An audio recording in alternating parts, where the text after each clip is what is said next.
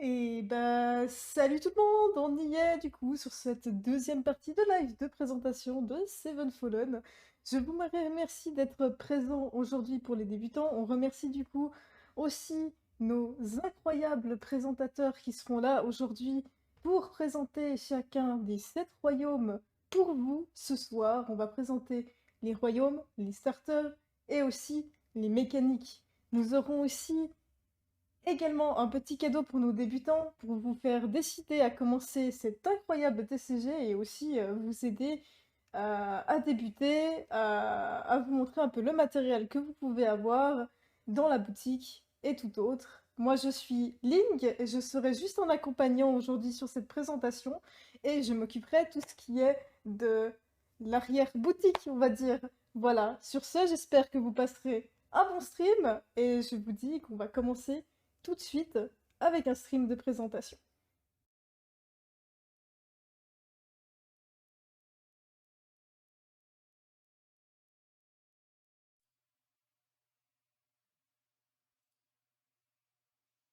Alors, pour commencer cette petite vidéo, je vais vous proposer de parler un petit peu du matériel. Pour débuter à Seven Fallen, vous allez avoir besoin d'un starter. Donc sachez qu'il y a un starter par royaume qui existe, que vous pouvez vous procurer directement dans la boutique de Seven Fallen ou dans votre boutique TCG du quartier. Ça, c'est possible aussi. Et puis, bien entendu, il faudra protéger vos cartes. Donc, il vous faudra des sleeves, une deck box. Et si vous êtes comme moi à aimer bien protéger vos cartes quand vous allez jouer en extérieur, vous pouvez prendre aussi un playmat. Le playmat ne sert pas forcément uniquement qu'à protéger, mais je trouve que il est très pratique pour délimiter le terrain lors des parties. À Seven Fallen, il faut savoir que ce jeu demande énormément de marqueurs, et énormément de dés du coup. Et pour ça, eh ben, je vais vous conseiller déjà de prendre des dés de 20 pour tout ce qui est vie de votre divinité. Personnellement, moi j'aime bien en avoir toujours 2 sur moi au cas où. C'est toujours bien d'avoir une petite réserve. Et il vous faudra bien sûr des dés de 6. Alors non, 2 ne suffira pas, il vous en faudra énormément. Car Fallen joue énormément sur des marqueurs. Du coup, moi je vous propose simplement de venir avec des dés de 6 même de plusieurs couleurs pour avoir une meilleure lisibilité sur vos parties, qui est très important au passage.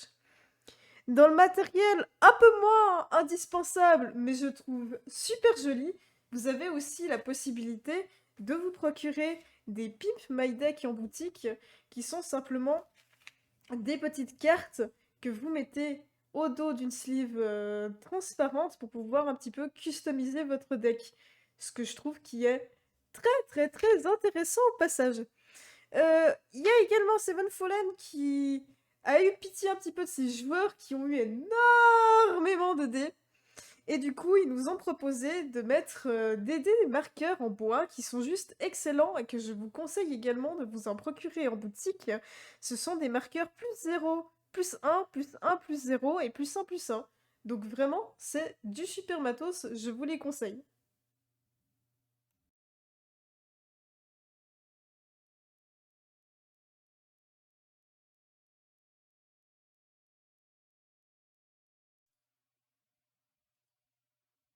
Le deck à Seven Fallen est composé de 3 éléments. Vous avez votre Eden de 3 cartes qui lui contient votre divinité, votre archange et votre temple. Le registre, quant à lui, ne contient que 10 cartes, exclusivement fait d'adorateurs. Votre livre secret, composé de minimum 50 cartes, va comprendre le reste, c'est-à-dire vos anges, les golems, les équipements et bien entendu les miracles.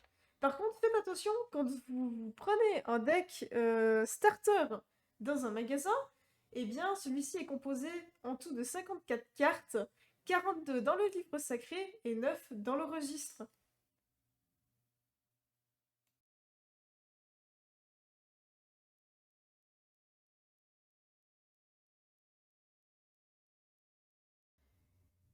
Donc, il y a énormément de types de cartes par rapport à certains TCG que je connais. Donc, on va vous expliquer un petit peu les principaux et on va vous montrer un petit peu comment se lise chacune des cartes. Donc, si jamais je vais trop vite, si jamais il y a quelque chose que vous ne comprenez pas, n'hésitez pas à me dire et je tiens à remercier Silm, je ne sais pas s'il est présent, pour m'avoir monté cette magnifique image de Playmat. Ça m'a littéralement sauvé la vie. Pour ceux qui seront intéressés, je vous montrerai un petit peu le résultat du Playmat que j'avais fait moi.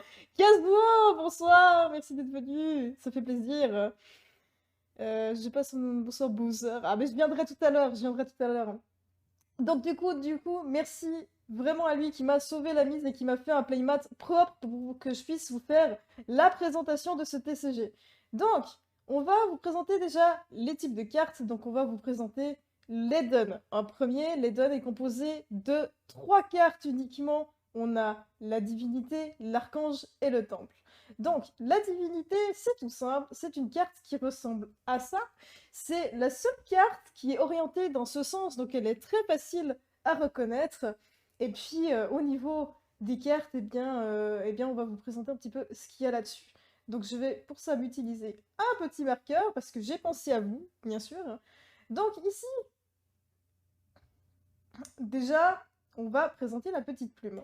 Donc, la petite plume, ce qu'il faut savoir, c'est que votre divinité, elle est immortelle quand vous commencez une partie. Donc, c'est-à-dire que, bah voilà, au début de la partie, bah, elle peut pas crever. Elle peut pas crever votre divinité, seulement, bah, il y aura des bagarres. Et puis, du coup, elle va perdre quand même de la force vitale. Une fois que la divinité a perdu l'entier de sa force vitale, donc la force vitale elle est indiquée justement dans la zone cœur, donc la divinité que je vous présente là, elle a 13 de force vitale ici. D'accord? On a 13 de force vitale, et une fois que la divinité a perdu toutes ses forces vitales, alors non, quand vous avez réduit la force vitale de la divinité adverse, vous n'avez pas gagné tout de suite parce qu'elle a la plume. Donc une fois que la force vitale est devenue à 0, la divinité va devenir mortelle et il vous faudra descendre encore cette petite plume qui reste pour pouvoir gagner la partie. Alors, à l'heure actuelle, les divinités n'ont qu'une seule plume, mais peut-être, on ne sait pas, peut-être qu'un jour, on trouvera une divinité qui aura, je sais pas, 3, 4 plumes. On n'en sait rien pour le moment. Donc, à l'heure actuelle, les divinités qui sont présentes dans Seven Fallen, il y en a qu'une. Ensuite, ici, vous voyez, vous avez une petite image trop bien de laurier. Eh bien, ceci, c'est la volonté divine. La volonté divine va vous servir simplement à savoir qui va commencer dans la partie. D'habitude, quand on joue à Digimon, quand on joue à Yu-Gi-Oh, eh bien, on lance des dés et la personne qui a le plus gros résultat va choisir qui commence. Là, c'est pas le cas. La carte va décider si vous allez choisir de commencer ou pas. Eh bien, c'est simplement la volonté divine. La personne qui a le plus de volonté divine dans la partie va pouvoir choisir qui commence. Alors, il y a des cartes qui permettent d'avoir une égalité, ou si vous avez la volonté divine qui est exactement la même que votre adversaire, et ben là, on prend à l'ancienne, et bien, ça se décidera au lancer de dés. On peut faire du pile ou face, hein, j'ai déjà vu quelques petits joueurs faire du pile ou face, mais jusque-là, et ben, ça va être le lancer de dés. Ensuite, ici, vous avez un petit logo, un petit symbole. Le symbole va représenter le royaume de la divinité, et donc là, c'est une divinité. J'ai perdu le nom. De Temple de la Lumière, c'est le deck qu'on va vous présenter ce soir. Donc là, à chaque fois que vous avez un petit logo, c'est simple, c'est le royaume que représente la carte. Donc, à savoir, quand vous faites un deck, parce que j'ai eu pas mal de questions, hein, j'ai même pas eu le temps de commencer à présenter Seven Fallen, que j'avais eu déjà des questions là-dessus. Quand vous créez votre deck, hein, donc votre livre sacré et tout ça, il faut savoir que vous ne pouvez avoir que des divinités, que des cartes qui sont du même royaume ou neutre. D'accord? Il y a un royaume qui est neutre, je vous montrerai lequel c'est tout à l'heure. où vous pourrez avoir les cartes aussi à l'intérieur. Mais vous pouvez pas avoir 2 royaumes, faire un livre de 5, 6, 7 royaumes. C'est impossible. C'est pas possible, vous devez prendre ce que représente votre divinité. D'accord? Jusque-là, je pense que c'est pas compliqué. Ensuite, ici, nous avons bien sûr les effets de la carte. Donc ça, j'ai pas besoin de vous expliquer ce que c'est. On va passer, hein. Vous êtes des joueurs de TCG. Jusque-là, je pense qu'on y est. Donc, deuxième type de carte qui va aller dans l'Eden, c'est simplement votre archange. Donc là, l'archange, on va aussi aller un petit peu plus rapidement qu'on puisse faire des games. Donc, votre archange, c'est tout simple. Ici, avec la petite épée, vous allez avoir son attaque. Avec le petit cœur, pardon. Avec le petit cœur, vous allez avoir sa force vitale. D'accord? Donc, c'est la même chose, c'est, si vous voulez bien, son attaque et sa défense. D'accord? Ici, il y a de nouveau deux petits symboles. Donc, vous avez un petit tas de cartes où il y a le 6 qui est juste là, qui va représenter quand est-ce que vous allez pouvoir jouer votre archange. Ça aussi, on vous l'expliquera pendant la partie. Et puis, vous avez à côté du petit triangle, vous avez le chiffre 12. Là, c'est simplement ce que votre archange va vous apporter comme économie pour pouvoir jouer vos cartes. Voilà. Ensuite, c'est tout simple, vous avez les effets. Alors attention, ce qui est noté ici est aussi un effet de carte, d'accord? Ce n'est pas rien du tout. Les effets de carte se notent aussi ici, et vous avez bien sûr les effets de carte qui sont notés dans le cadrage. Ça, jusque-là, c'est pas nouveau. Ok, maintenant on va passer à la troisième carte de l'Eden, c'est le temple. Le temple, tout simplement. Alors ça, c'est très compliqué, très compliqué de lire en temple. Vous voyez ça? C'est le seul truc qu'il faut savoir ici. Le temple, là, c'est la chose que vous avez ici, avec le petit temple et le chiffre 10. C'est aussi l'économie que va vous rapporter le temple. D'accord? Donc là, elle va vous rapporter 10 d'économie. Je vous dirai après les termes et tout ça, je vous réexpliquerai aussi en game, ça, il n'y a pas de souci. D'accord? Donc jusque-là, c'est pas compliqué. Ensuite, on va sortir de l'Eden, on va passer chez les adorateurs. Donc pour les adorateurs, les cartes se présentent comme ça. Donc vous avez, ça ressemble un petit peu à un temple, hein, à différence près, c'est qu'il y a un petit triangle là, et puis vous pouvez les avoir en plusieurs exemplaires. Le temple ne peut être unique. C'est une carte de l'Eden, vous pouvez l'avoir qu'en une seule fois dans votre deck. Encore une fois, c'est pas le bon terme, mais vous pouvez l'avoir qu'une seule fois dans votre deck. D'accord? Donc, c'est la même chose que pour l'archange. Ici, vous avez exactement le nombre d'économies que va vous rapporter votre carte. D'accord? Donc là, vous allez avoir 11 économies qui va vous permettre de jouer des cartes pour pouvoir aller un petit peu fighter sur ce terrain. D'accord? Ça, c'est pour l'adorateur. Ensuite, parlons, pour ceux qui connaissent, des cartes anges. Alors, les cartes anges, c'est tout simple, les gars. C'est vos monstres. Dans les TCG, c'est vos monstres. C'est ceux qui vont aller se battre pour vous. C'est ceux qui vont aller, qui vont prendre tous les risques pour pouvoir vous faire gagner la partie. Alors, vous allez diriger votre petite armée. Donc, vous avez les monstres. Donc là aussi, c'est pas très compliqué. Ici, vous avez du coup l'attaque et, on guillemets, la défense, hein, donc les points de vie, la force vitale de votre ange. Et ici, là, vous avez sur le petit 4, il y a un petit soleil en dessous, un petit symbole de soleil. Celle-ci, ça va être simplement le coût que vous devez payer avec votre économie que va vous porter justement votre temple, vos adorateurs et, si vous l'avez joué, votre archange, pour pouvoir jouer cette carte. D'accord? Donc celle-ci, pour pouvoir la jouer, vous allez devoir débourser 4. Voilà. C'est comme tout TCG, il faut payer pour pouvoir jouer une carte. Ça, jusque-là, c'est pas très compliqué. Ensuite, la même chose, ici, vous avez des effets de cartes qui sont ici. Donc encore une fois, faites attention, quand vous jouez, vous avez quand même des effets de cartes qui sont là, ce n'est pas décoratif.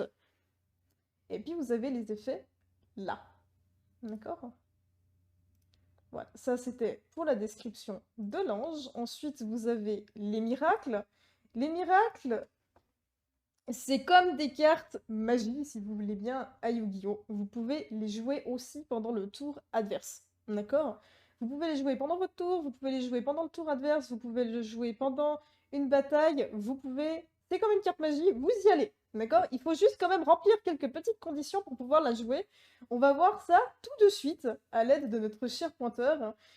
Donc, à gauche ici, quand vous avez un mirage, il y a toujours deux petits temples. Vous en avez un à gauche, un à droite. Celui de gauche, il est complet, il est bien, il est clean, il est droit. Ça, c'est tout simplement le nombre d'adorateurs que vous devez avoir sur votre terrain pour pouvoir la jouer. Donc là, c'est tout simple. Eh ben, il n'y a pas de condition là-dessus. Vous pouvez la jouer sans forcément avoir d'adorateurs sur votre terrain. Bon. Ensuite, à droite, ici, vous avez un temple cette fois qui est brisé. Il est complètement effondré, ce temple. Eh ben, sachez que ceci, c'est le coût pour jouer votre carte. Donc là encore, on a un temple qui est à 0, hein, donc, pardon, un miracle qui est à 0. Bah, c'est parfait. Bah, vu qu'il coûte 0 et 0, bah, on va pouvoir la jouer. Non.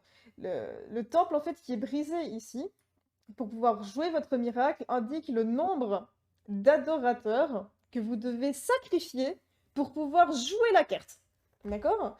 Donc quand vous avez des adorateurs qui vont venir sur le terrain, je vous montrerai où ils se jouent, et ben vous devez remplir et la condition du nombre d'adorateurs que vous avez sur votre terrain, et aussi vous devez sacrifier le nombre d'adorateurs qui est mentionné sur la carte. Si vous ne faites pas ça et que vous ne payez pas le coût, vous ne pouvez pas jouer la carte.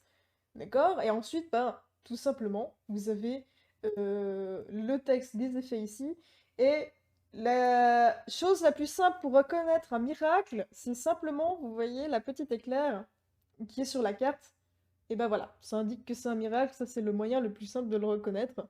Là-dessus, ils ont fait un truc super au niveau de la visuelle, c'est ils ont indiqué ça comme ça. Bienvenue à toi, jeune dragon! D'accord? Ils ont indiqué ça comme ça, on a une magnifique image d'un petit éclair, là, de la foudre, ça indique clairement, voilà, c'est un miracle, et en plus, bah, les gars, c'est intuitif. La foudre, c'est rapide, vous pouvez aussi la jouer pendant le tour de l'adversaire, c'est rapide, vous pouvez y aller pour vous défendre ou pour faire quoi que ce soit. C'est génial, franchement, c'est génial. J'aime beaucoup le design de ces cartes. Nous avons une autre catégorie de cartes qui est excellente. J'adore les jouer, ces cartes, je les joue tout le temps. Nous avons du coup les golems. Les golems, si vous voulez bien, va vous permettre de pouvoir vous protéger et de pouvoir rajouter de la force vitale à vos anges. D'accord? C'est un très bon moyen de protection. Là-dessus, c'est juste excellent. Et on va voir un petit peu tout de suite ce que nous proposent ces cartes. Donc la même chose, je vais utiliser le pointeur. Donc déjà, ici, ce qu'il faut savoir, c'est que vous avez un petit bouclier là. Donc le bouclier indique, en guillemets, les points de vie de votre golem, d'accord? Donc celui-là, il en a 5. Il va pouvoir vous protéger de 5 dégâts sur vos anges. D'accord? C'est juste incroyable. 5 dégâts, c'est énorme. On s'en rend pas compte, mais c'est énorme. Je me suis déjà fait défoncer à cause de ce golem. D'ailleurs, en partie, il est pas très gentil celui-là. Donc ça, c'est énorme. Donc ça, c'est, si vous voulez bien, les points de vie de votre golem, c'est ce qui va vous permettre de vous protéger pour protéger vos anges. Et en plus, vous savez ce qui est génial? Là aussi, on a deux choses. On a un coup pour jouer votre carte à gauche et un coup à droite. Quelle est la différence entre cela? Donc là, vous voyez, on a un 4. Ça veut dire que pour la jouer, vous devez payer 4. Puis à droite, ah bah mince, on a un deuxième coup, elle est à 3. Bon, ça veut dire que pour la jouer, vous devez jouer 3. Mais il y a une petite différence, c'est qu'il y en a un. Donc celui de gauche, il a un petit éclair. Celui de droite a un petit soleil. Donc non, vous pouvez pas vous dire, bah je choisis le coup que je veux jouer et je la joue n'importe comment. Ça se passe pas comme ça. Non. Alors le coup à droite où il y a le petit soleil, c'est simplement quand vous allez la jouer pendant votre tour, donc de manière normale, on va dire, elle va vous coûter 3. D'accord? Je rappelle, le petit soleil, c'est ce qu'on a vu tout à l'heure au niveau des anges, qu'ils avaient aussi un petit soleil pour le coût de la carte, hein. Et ben c'est l'économie que vous devez dépenser pour la jouer pendant votre tour. D'accord? Là par contre, on a la petite différence. Ces petits éclairs, bah là aussi c'est un coup. C'est un coup et tenez-vous bien, ce coup-là va vous permettre de la jouer en tempête. Alors qu'est-ce que c'est jouer une carte en tempête? Jouer une carte en tempête, ça veut dire que vous allez pouvoir la jouer n'importe quand, y compris pendant le tour de votre adversaire. Et c'est là que ça devient intéressant. Bonsoir MC Pisanto. Et c'est là que ça devient intéressant, justement. C'est parce que vous allez pouvoir la jouer aussi pendant le tour de l'adversaire, donc rien ne vous empêche d'aller le chicaner en disant bah non, tu veux attaquer cette carte, bah je vais te défendre pendant ton tour. Donc là, si vous voulez la jouer en tempête, donc pendant le tour de l'adversaire par exemple ou n'importe quand, il va vous falloir payer 4 d'économie. D'accord? Par contre, si vous la jouez normalement pendant votre tour, hein, vous la jouez pendant vos phases et tout ça, et ben elle va vous coûter que 3. Voilà. Ça, c'est pour le golem. Et puis, bien sûr, après, vous avez l'effet de la carte, hein, mais ça, je pense que c'est pas nouveau. Jusque-là, je pense que c'est pas nouveau. Et puis, bien sûr, nous avons un autre type de carte qui va venir nous aider, c'est les équipements. Alors, la même chose, Seven Fallen a fait un truc fantastique. On peut repérer les équipements directement avec la petite épée qui se retrouve sur la carte. Alors, pour avoir vu certaines cartes, je sais que parfois la petite épée qui représente l'équipement, elle est parfois en haut, hein. Donc si tout d'un coup vous dites, mais Ling, je vois pas la petite épée sur le petit cadre là, bah regardez en haut si elle y est pas. Parce que sur certaines cartes, elle est en haut. Voilà, ça dépend l'extension. Donc voilà, l'équipement est symbolisé par une épée. D'accord? Et puis là aussi, on va vous montrer un petit peu ce qu'il y a sur cette carte. Donc on a bien sûr les effets, hein. Ici, on a des effets de cartes aussi. Les effets, faut pas oublier, ceci est un effet aussi. Il y a eu une personne dans le Discord d'ailleurs qui a commencé un petit peu à jouer, puis il m'a dit mais c'est quoi, c'est décoratif ce truc-là? Alors non, ceci n'est pas décoratif, c'est des effets de cartes. Je vous montrerai tout à l'heure où vous pouvez aller vous renseigner pour les effets de cartes parce qu'il y en a quand même beaucoup. Seven Fallen est un jeu qui est facile à prendre en main. Et il est très facile à comprendre au niveau des règles et tout ça, mais par contre, c'est un jeu qui reste quand même très complet. Il y a énormément de capacités, il y a énormément de choses que vous pouvez faire, et pour ça, ça reste quand même quelque chose d'incroyable. Donc ne vous inquiétez pas, si vous prenez un starter et tout ça, je vous montrerai ce que vous pouvez, où vous pouvez aller chercher toutes ces capacités.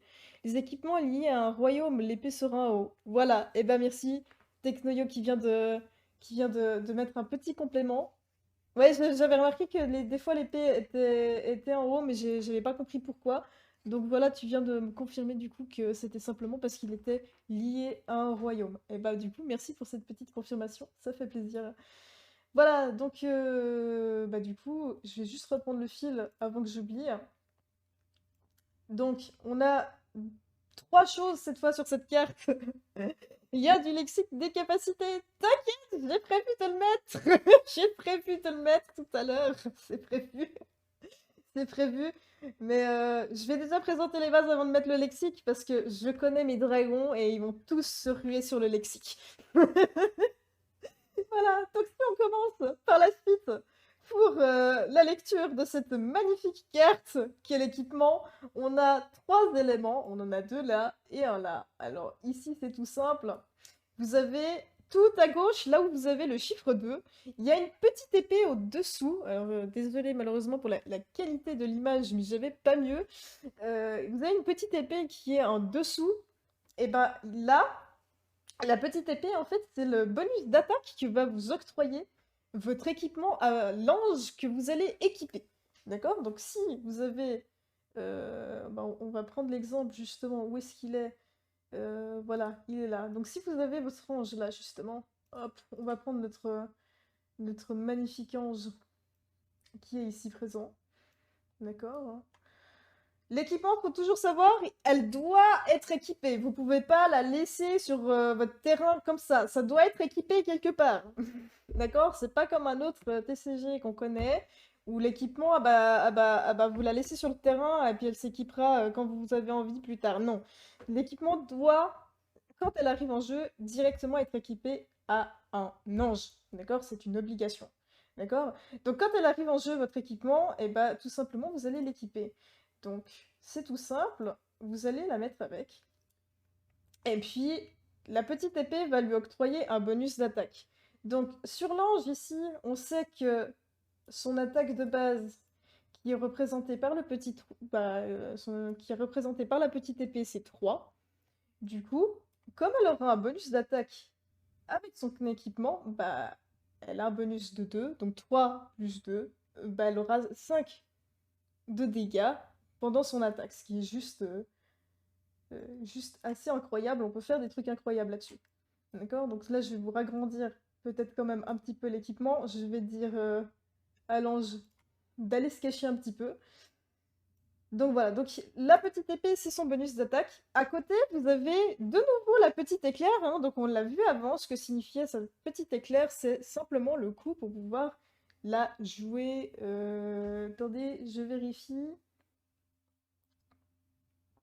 J'ai un blanc maintenant, je crois que c'est pour la jouer Oui, non, c'est pour la jouer en tempête. Normalement, ça... le chat me confirmera si je dis une bêtise, mais je crois bien que c'est pour la jouer en tempête. C'est ça, voilà. J'avais un blanc parce que je voyais 0 et j'ai pas l'habitude de cette carte. Donc effectivement, donc ça c'est simplement la même chose. Quand vous voyez une petite éclair là, c'est les coups pour pouvoir les jouer en tempête, c'est-à-dire aussi pendant le tour de votre adversaire. Donc si vous voulez l'embêter, ah tiens, elle m'attaque une carte, il m'attaque un ange, ah bah non, je suis pas d'accord, je vais lui péter la sienne. Tac, on paye le coup, et puis on va la jouer en tempête. Attention par contre, ici, on retrouve de nouveau le temple brisé. Je rappelle, le temple brisé est aussi un coup, c'est-à-dire que vous allez devoir sacrifier un adorateur pour pouvoir la jouer. Donc faites attention de ne pas la jouer n'importe comment, parce que des fois, bah, les adorateurs, si vous pétez un adorateur où justement vous avez une ressource dessus, et ben si vous avez plus de ressources après, ça va pas le faire. Donc n'oubliez pas ce coup-là, c'est très important. Ceci est un coup, quand vous voyez un temple brisé, c'est une condition, donc c'est un coup. Vous devez payer ce coup pour pouvoir jouer. Donc c'est-à-dire que vous devez sacrifier un adorateur. D'accord? Ça c'est une question qui m'a aussi pas mal été posée par le débutant sur le Discord. D'accord? Donc encore oui, ceci est un coup. Voilà, donc ça c'était pour la petite présentation rapide des cartes. De toute façon, on va faire des plays tout à l'heure. Je regarde juste les MP parce que c'est peut-être le MP de mon ami qui doit devenir jouer. Non. Voilà. Donc ceci était pour la présentation des cartes. Maintenant, passons à autre chose. On va passer à la présentation du terrain. Parce que oui, il faut savoir un petit peu ce que sont les choses.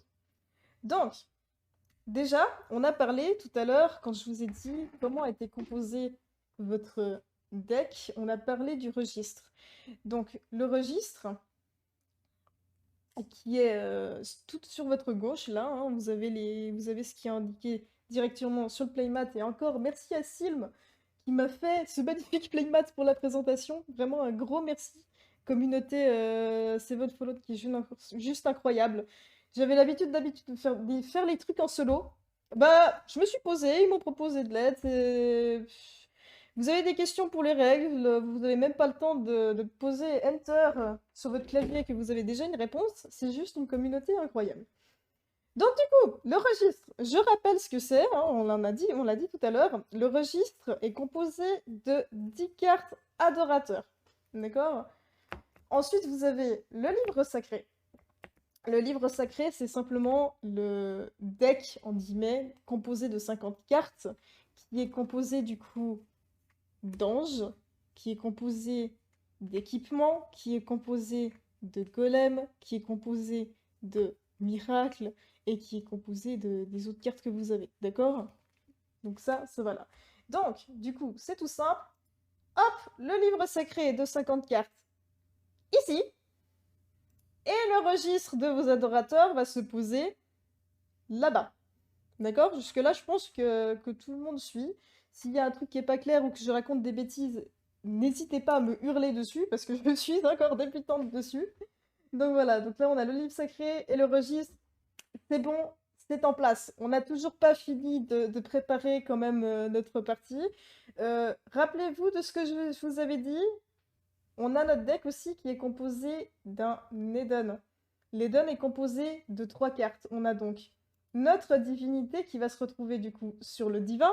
Ah bah ouais, s'il vous plaît, c'est une divinité, hein, on va pas mettre ça, on va pas mettre ça dans l'adoration, hein, c'est une divinité! Quoique, est-ce que la divinité peut s'adorer elle-même? Hmm. C'est une question. Non, voilà. Du coup, la divinité va se retrouver dans le divin. Ah, et attention, il y a une deuxième carte qui va aller dans le divin, c'est notre archange. L'archange va venir ici, mais attention!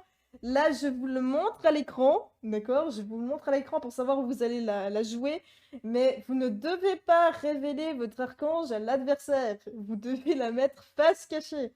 D'accord? C'est super important. Alors après, si vous êtes débutant et puis que au début, comme je faisais avec Nazgob, vous préférez la jouer en révélé, ça c'est votre choix. Mais dans les parties officielles, s'il vous plaît, ne la révélez pas. Ça ne regarde pas votre adversaire ce que vous jouez comme archange. Il le saura en temps voulu, je dirais. D'accord? Donc ça c'est bon. Ensuite, nous avons, dans les dons, on a une troisième carte. C'est la carte qui va vous apporter de la ressource, c'est le temple. Donc le temple, elle va se placer dans l'adoration. Voilà. Donc là, on a le truc qui commence à faire quelque chose. On a le truc qui est quasi prêt. D'accord? Donc les adorateurs, quand vous les jouez, c'est tout simple, ça va aller dans la phase d'adoration, ça c'est pas compliqué. D'accord? Pour les anges, j'ai eu aussi une petite question, et ça, je me suis dit, je vais la mettre dans la présentation.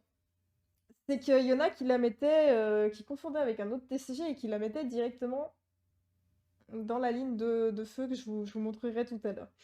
Alors, non.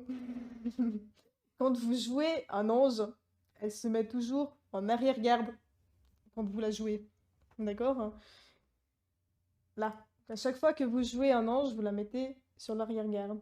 Ça, c'est important. L'arrière-garde que vous avez ici, hein, donc là où sont mes anges actuellement, est votre ligne de défense. D'accord? C'est-à-dire que tant que vous avez des anges qui sont sur l'arrière-garde, votre adversaire ne peut pas attaquer votre divinité sauf effet de carte.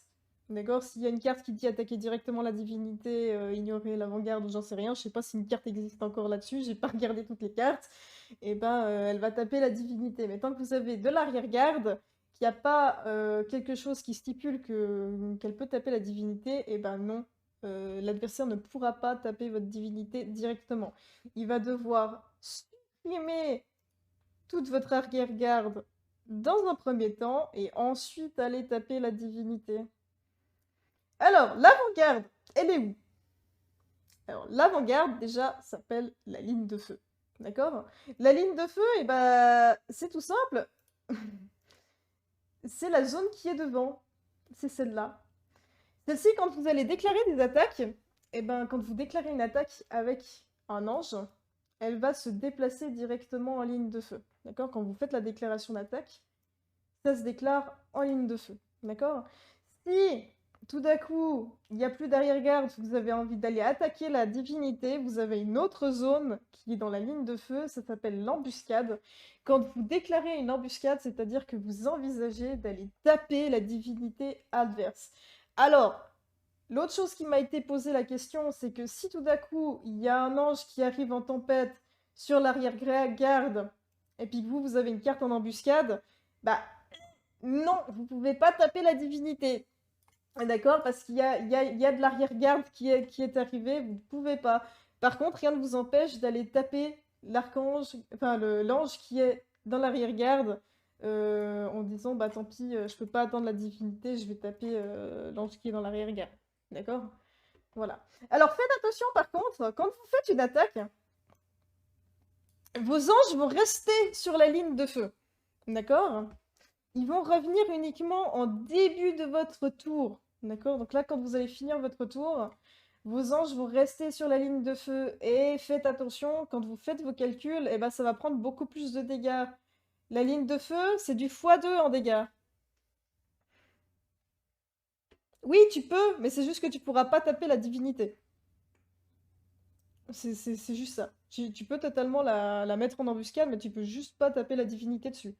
Faudra taper l'arrière-garde d'abord. Donc du coup, faites attention. Vos anges, là, s'ils ont pas retrait pour pouvoir revenir en arrière-garde, les anges qui sont sur la ligne de feu, ils vont se ramasser x2 de dégâts. Donc faites attention à ça, faites bien vos calculs, parce que j'ai déjà perdu une partie à cause de ça.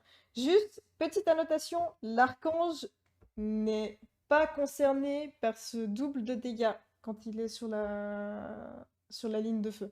D'accord? C'est uniquement les anges.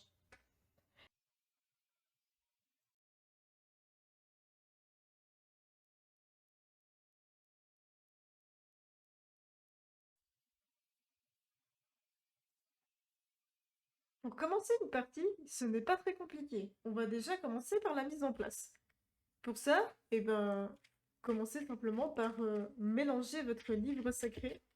Je rappelle que le livre sacré est un deck composé d'au minimum 50 cartes qui regroupe les équipements, les golems, les anges et les miracles. Une fois que c'est mélangé, vous la mettez dans la zone de livre sacré qu'on a vu tout à l'heure. Ensuite, pour votre Eden, c'est la même chose. On la met en place, donc vous avez votre divinité qui va ici, l'archange qu'on va mettre. Alors, il y a des joueurs qui le mettent à côté, d'autres en dessous. Moi, je suis quelqu'un qui aime bien le mettre en dessous, mais je rappelle par contre que vous devez la jouer face cachée. D'accord? C'est important, vous jouez toujours votre archange face cachée. Le temple, vous la mettez du coup dans la zone d'adoration. Et puis, bien sûr, vous allez mettre des marqueurs d'énergie céleste dessus en fonction du montant que vous donne votre temple. Donc là, en l'occurrence, on a 10, donc on met 10 marqueurs. Voilà, ça c'était pour la mise en place. On va encore mélanger, juste avant d'oublier, le registre composé de 10 adorateurs, 9 si vous jouez avec un starter comme ici. Et vous allez la mettre dans la zone de registre, juste là. Pour débuter, c'est tout simple, on va déjà commencer par déterminer le premier joueur. Pour déterminer le premier joueur, vous allez regarder la volonté divine qui est ici, qu'on a vu tout à l'heure. Le joueur qui a le plus de volonté divine va simplement choisir s'il veut commencer ou laisser la main. Donc, si vous êtes le premier joueur,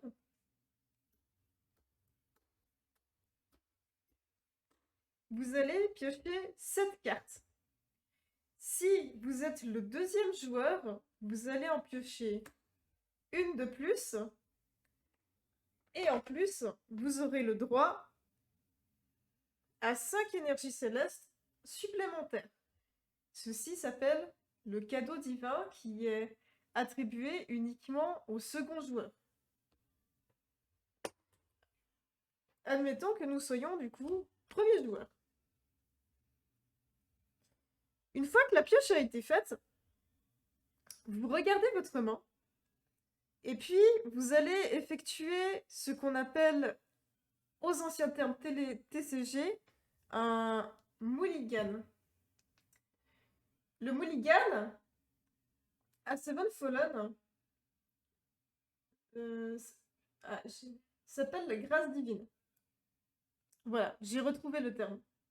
Mulligan s'appelle la grâce divine. Ce qu'il faut savoir, si vous voulez faire une grâce divine, c'est que vous pouvez changer uniquement jusqu'à 5 cartes de votre main. Vous n'avez pas le droit de changer la totalité. Si vous souhaitez faire une grâce divine, vous allez choisir le nombre de pages que vous n'avez pas envie d'avoir dans votre main. Alors admettons, je sais pas, on va dire que là vous voyez, on a le playset de ce monstre-là. Bah, ils sont pas très utiles forcément pour le moment, hein. Donc on peut par exemple dire que je veux changer ces deux-là. Et puis pourquoi pas changer celui-ci. Donc si on veut, une fois que vous avez choisi les cartes que vous voulez changer, vous allez mettre vos pages sous votre deck. Donc là, on en a mis 3. Et vous allez repiocher exactement le même nombre de pages que vous allez ajouter à votre main. Une fois que c'est fait, vous allez remélanger votre livre sacré.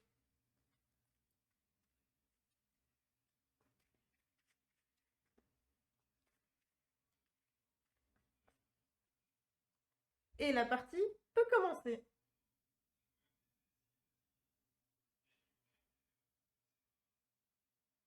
Ok, on avance bien. Et ben voilà, on a vu déjà quelques bases qui vont vous permettre de commencer à jouer. Et puis maintenant, ce que je vais vous proposer, c'est que on commence par vous présenter les starters et notamment les royaumes.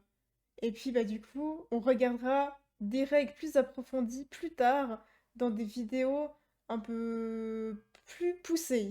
Allez, c'est parti pour la présentation des royaumes.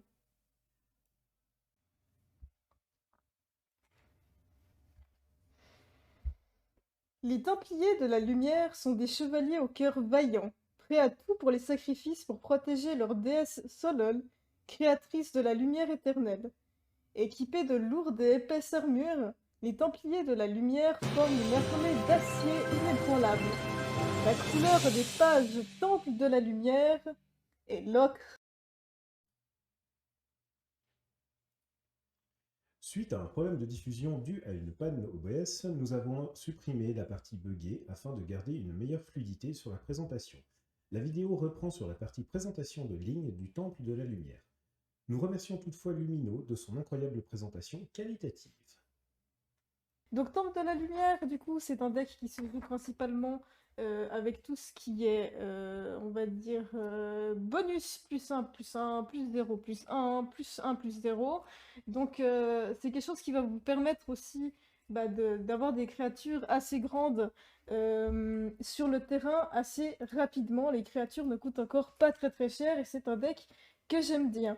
Donc comme nous a dit notre ami Lumino, nous avons du coup une divinité archange qui est juste totalement incroyable au niveau de ses effets et c'est potentiellement l'archange que je préfère dans Seven Fallen au niveau des starters. Et c'est un archange qui va vous permettre en plus de protéger votre divinité quand il est sur la ligne de feu. C'est juste incroyable. Bonsoir tout le monde.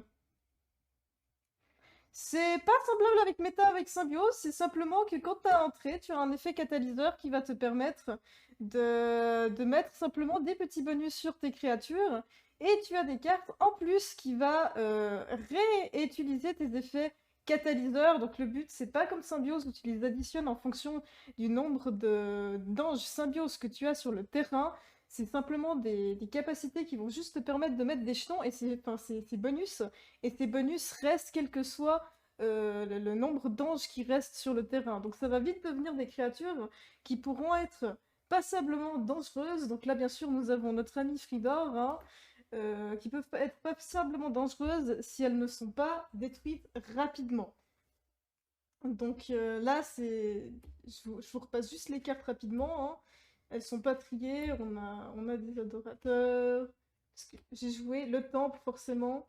Donc c'est un deck pour moi qui reste un starter qui est assez puissant, hein, la divinité qui d'ailleurs est très belle. J'ai pris entre autres ce starter simplement pour le design de la carte que je trouve juste incroyable.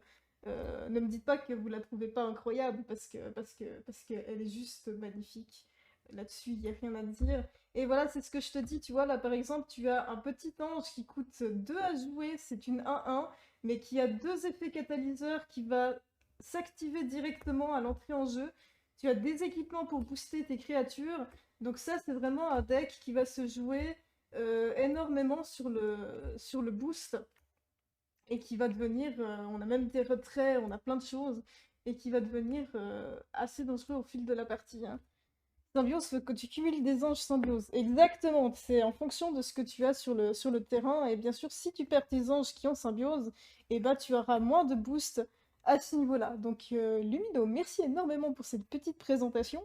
Et puis moi je vous propose, c'est que on va passer du coup à la deuxième petite présentation. Donc si jamais il y a besoin au niveau de la qualité de la webcam de ceux qui montent les cartes, n'hésitez pas à me le dire, je peux facilement remontrer les cartes, hein, parce que moi j'ai une webcam qui m'a coûté 200 balles, mais je pense que malheureusement c'est pas le cas pour tout le monde, ce qui est totalement normal.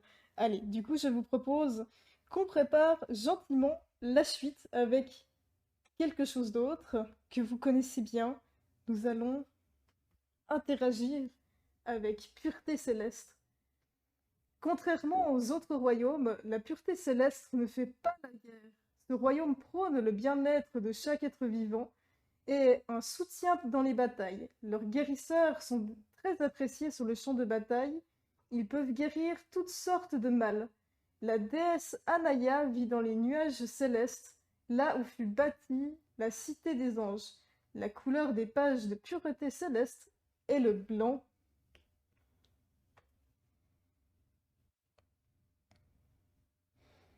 Voilà, donc on va laisser de nouveau notre ami Lumino présenter. C'est incroyable. Ah, il a peut-être d'écho. Je crois que Non, il c'était toi qui arrive. t'en occupais, c'est pour ça. Non, non, c'est ta partie, c'est ta partie. Alors, pureté, faut juste que je récupère mes cartes, mais sinon je peux présenter le pack Anaya aussi. Tu peux. Alors, hop. Le gros avantage de pureté céleste, c'est que ça va de partout. Les 3 quarts des cartes sont très utiles dans énormément de stratégies et de decks, que soit vous pouvez rentrer dans le TDL que je vous ai présenté, ou que mes collègues vous présenteront par la suite. Donc dans ce pack là, par exemple, vous allez avoir le nécessaire pour jouer dans des formats qu'on appelle des formats limités, donc que ce soit le draft ou le CD. Donc c'est le pack que vous pouvez acheter en boutique. Je vais simplement vous présenter rapidement les cartes de pureté parce que le reste, ils le découvriront eux-mêmes. Donc vous avez la petite première version d'Anaya qui est tout simplement utilisée pour jouer ce qu'on appelle dans le format standard. Donc c'est le format classique que vous allez trouver dans vos parties de Seven Fallen, avec votre deck de 50 cartes, etc., etc. Vous avez une des 3 versions disponibles que vous pouvez jouer en draft ou en CD. Donc celle c'est Anaya de la lumière. Donc chacune de ces formes d'Anaya vous permet de jouer plus ou moins des royaumes et d'avoir plus ou moins de cartes différentes dans votre deck.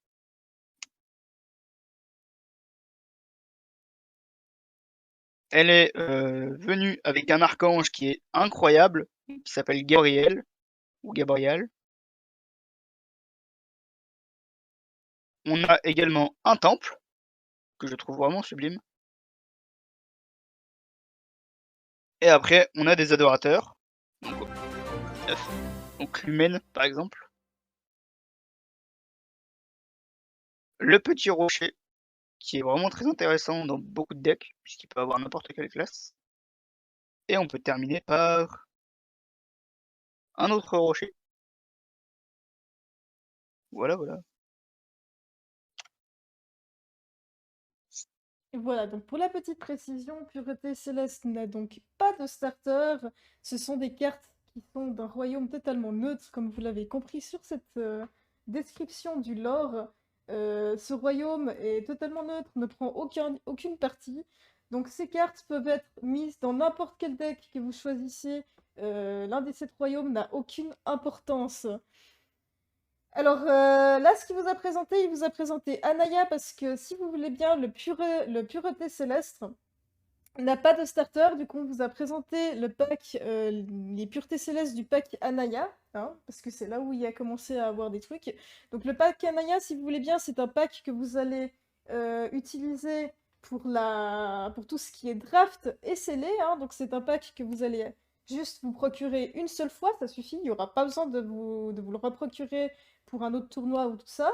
Et vous allez recevoir simplement 3 boosters où vous allez pouvoir utiliser pour faire le scellé. À la fin, quand vous avez terminé de faire votre tournoi, vous récupérez votre pack Anaya et puis vous allez à un autre tournoi avec.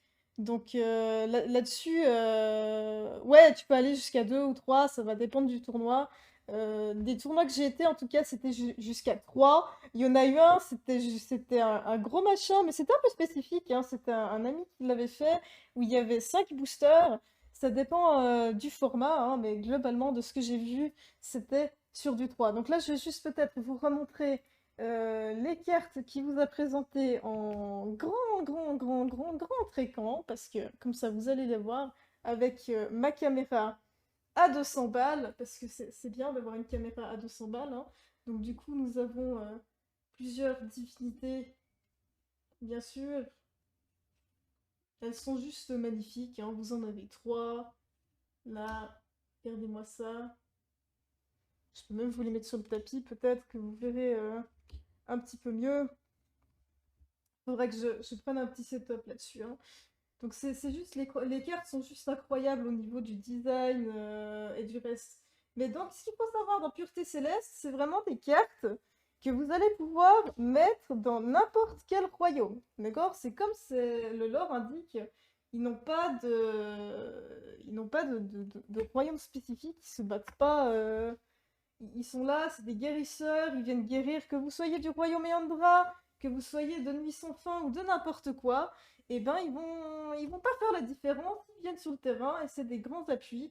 Donc c'est ce qu'on appelle un royaume neutre. Donc ces cartes neutres, vous allez pouvoir les mettre n'importe où. Je rappelle simplement pour le build de deck, quand vous avez choisi une divinité, vous ne pouvez pas utiliser des cartes d'un autre royaume, sauf s'il a un attribut de plusieurs royaumes, hein. Il y a des cartes qui sont attribuées à plusieurs royaumes ou des cartes neutres, donc pureté céleste.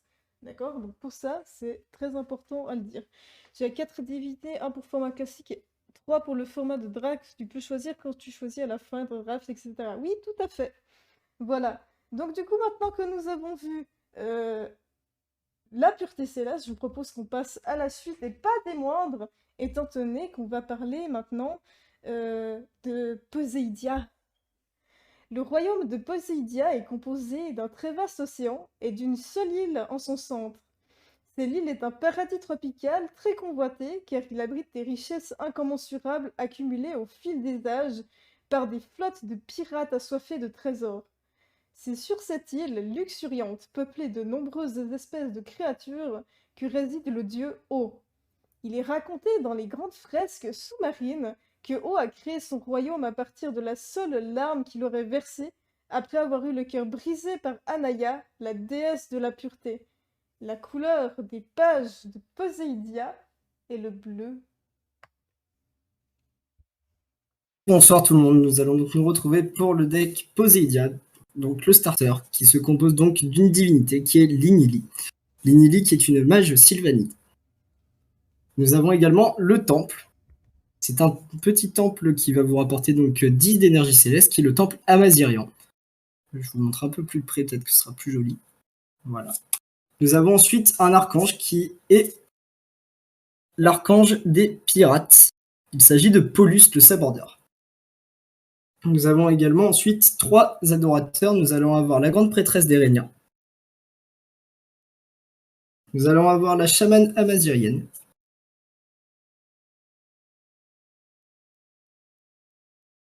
Ainsi que la jeune Féa.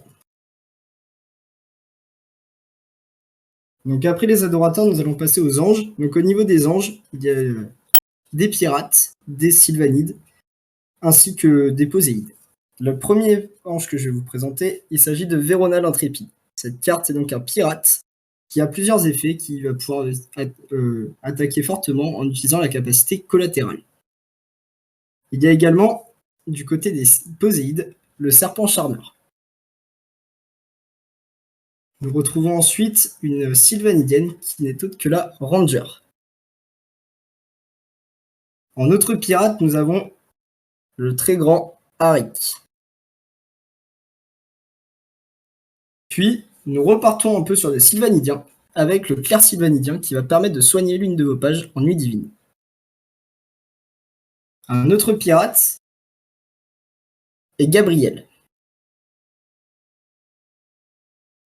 Nous avons également en pirate, mais également sylvanidien, le pirate sylvanidien. Nous avons également le célèbre redouté Jack Blackhat, qui va permettre de booster vos pirates, et lorsqu'il y en aura 2 au purgatoire, il les boostera encore plus. Nous avons également la veuve, qui fait énormément de ravages.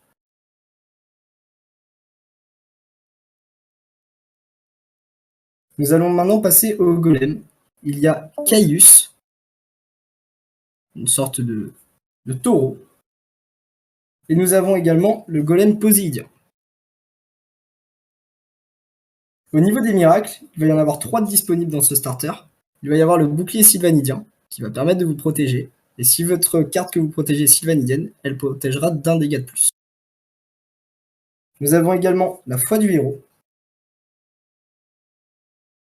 Et enfin, nous avons la carte colère angélique.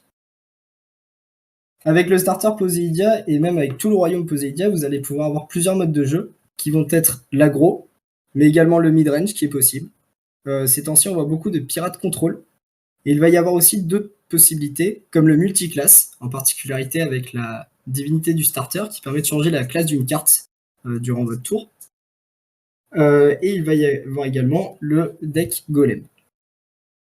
Et également aussi le deck sylvanidien, puisqu'il y en a. Bien, merci pour cette petite présentation. Est-ce que tu pourrais nous présenter un peu plus en détail la mécanique de ce starter? D'un point de vue mécanique de ce starter, il va y avoir quasiment autant de pirates que de sylvanidiens. L'objectif du deck ici, ça va être, chez les pirates en particulier, d'infliger des dégâts aux cartes adverses pour récupérer ce qu'on va appeler les Poséidors, c'est-à-dire le trésor des pirates. Ces Poséidors que vous allez récolter vont permettre, en nuit divine par exemple, de dépenser ces Poséidors pour pouvoir donner des marqueurs ou bien pouvoir piocher des pages et ainsi augmenter les cartes que vous avez dans votre main. Il va y avoir cependant des petites cartes qui vont redonner des petits EC à l'adversaire, tels que Arik le Chevalier Pirate ou encore le Serpent Charmeur lorsque ces cartes sortiront du board. Voilà. Je sais pas si je peux te dire plus. Mais je pense que c'est déjà pas mal. Alors, génial. Alors, pour répondre à la question, non, alors dans tous les royaumes que tu pourrais choisir, chaque royaume peut faire la totalité des mécaniques. Tu peux jouer contrôle, tu peux jouer aggro, tu peux jouer mid. Zéro souci là-dessus. C'est ça qui est incroyable dans Seven Fallen. Alors, il faut savoir que certains royaumes sont plus spécialisés sur un type de mécanique, mais ça va pas te gêner pour jouer les autres mécaniques. Donc par exemple, on prend Eondra, parce que c'est un deck que je vais particulièrement faire et que je me suis plutôt bien renseignée. Eondra, bien que tu as le deck Flamme qui est très aggro et tout ça, qui reste très très fort, rien ne t'empêche d'aller jouer Gel, donc la mécanique de contrôle. Tu peux jouer Eondrien pour un petit peu de mid, et c'est juste incroyable. Donc sur Seven Fallen, quel que soit le royaume que vous allez choisir, bien que les mécaniques sont différentes entre chaque royaume, hein. Par exemple, prenons Nuit sans fin, il va bien aimer aller chercher dans le purgatoire ses cartes et tout ça. Les mécaniques entre chaque royaume restent différents, mais par contre, rien ne vous empêche de jouer du contrôle, de l'aggro ou n'importe quoi. C'est juste qu'il faut garder à l'esprit que, eh ben, il y a un royaume qui est peut-être spécialisé dans quelque chose, mais ça va pas l'empêcher de jouer autre chose. Ça, il y a zéro de souci là-dessus. Ok, merci en tout cas énormément pour cette petite présentation de ce magnifique royaume qui est Poséidia, un royaume d'ailleurs qui a été présenté dans le roman, hein, avec Nuit sans fin, que je vous invite d'ailleurs à lire si c'est pas le cas, parce que je l'ai commencé et il est juste incroyable. Maintenant, je vous propose qu'on continue sur un autre royaume.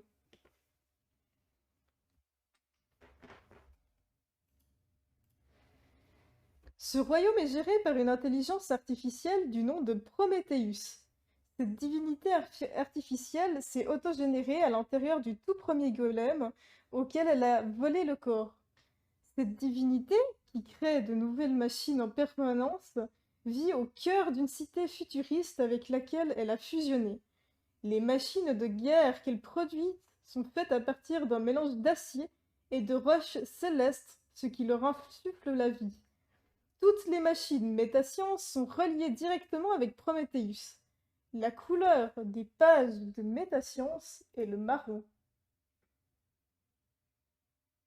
Bon, vu que c'est à mon tour, je vais vous présenter le starter Métascience. Donc c'est un starter qui se veut super aggro. Vous réfléchissez pas, vous posez vos cartes et vous rentrez dans l'adversaire. Généralement, ça se passe pas trop mal. Maintenant, là c'est autour de la symbiose que ça joue. Donc plus vous avez de symbiose sur le champ de bataille, plus vous faites de dégâts. Il y a beaucoup d'autres mécaniques qui sont venues avec les extensions qui ont suivi. Donc là, il y a une mécanique qui se veut plutôt mid-range. Donc au lieu de poser 5 ou 6 cartes pour avoir 5 ou 6 de symbiose en plus, vous allez vous retrouver avec 3 ou 4 cartes qui vont faire pop des tokens par-ci par-là et qui vous permettront d'avoir encore suffisamment d'énergie pour pouvoir jouer d'autres ranges sur les tours d'après sans vous épuiser directement. Contrairement à la, justement à l'aggro de Métascience, qui fait que vous posez tout, vous n'avez plus de cartes en main et c'est perdu. Enfin, c'est soit gagné dans les 3 premiers tours, soit perdu. Après, il y a aussi Erreur du Labo, qui est une autre mécanique qui n'est pas du tout présente dans le starter, mais qu'il faut connaître et qui est vraiment très intéressante à mon sens, parce qu'elle est très dure à jouer, très dure à build, mais qui peut faire des carnages. C'est une mécanique qui va jouer autour de cartes en fonction du nombre que vous en avez dans le purgatoire. Plus la carte, je vais y arriver, l'exemplaire suivant va être balèze et va avoir d'autres capacités. Ça c'est pareil, ça peut très bien jouer mid-range ou même ultra contrôle, où vous pouvez aller jusqu'au bout de l'ennemi en pétant les adorateurs de votre adversaire pour l'épuiser jusqu'à qu'il ait perdu.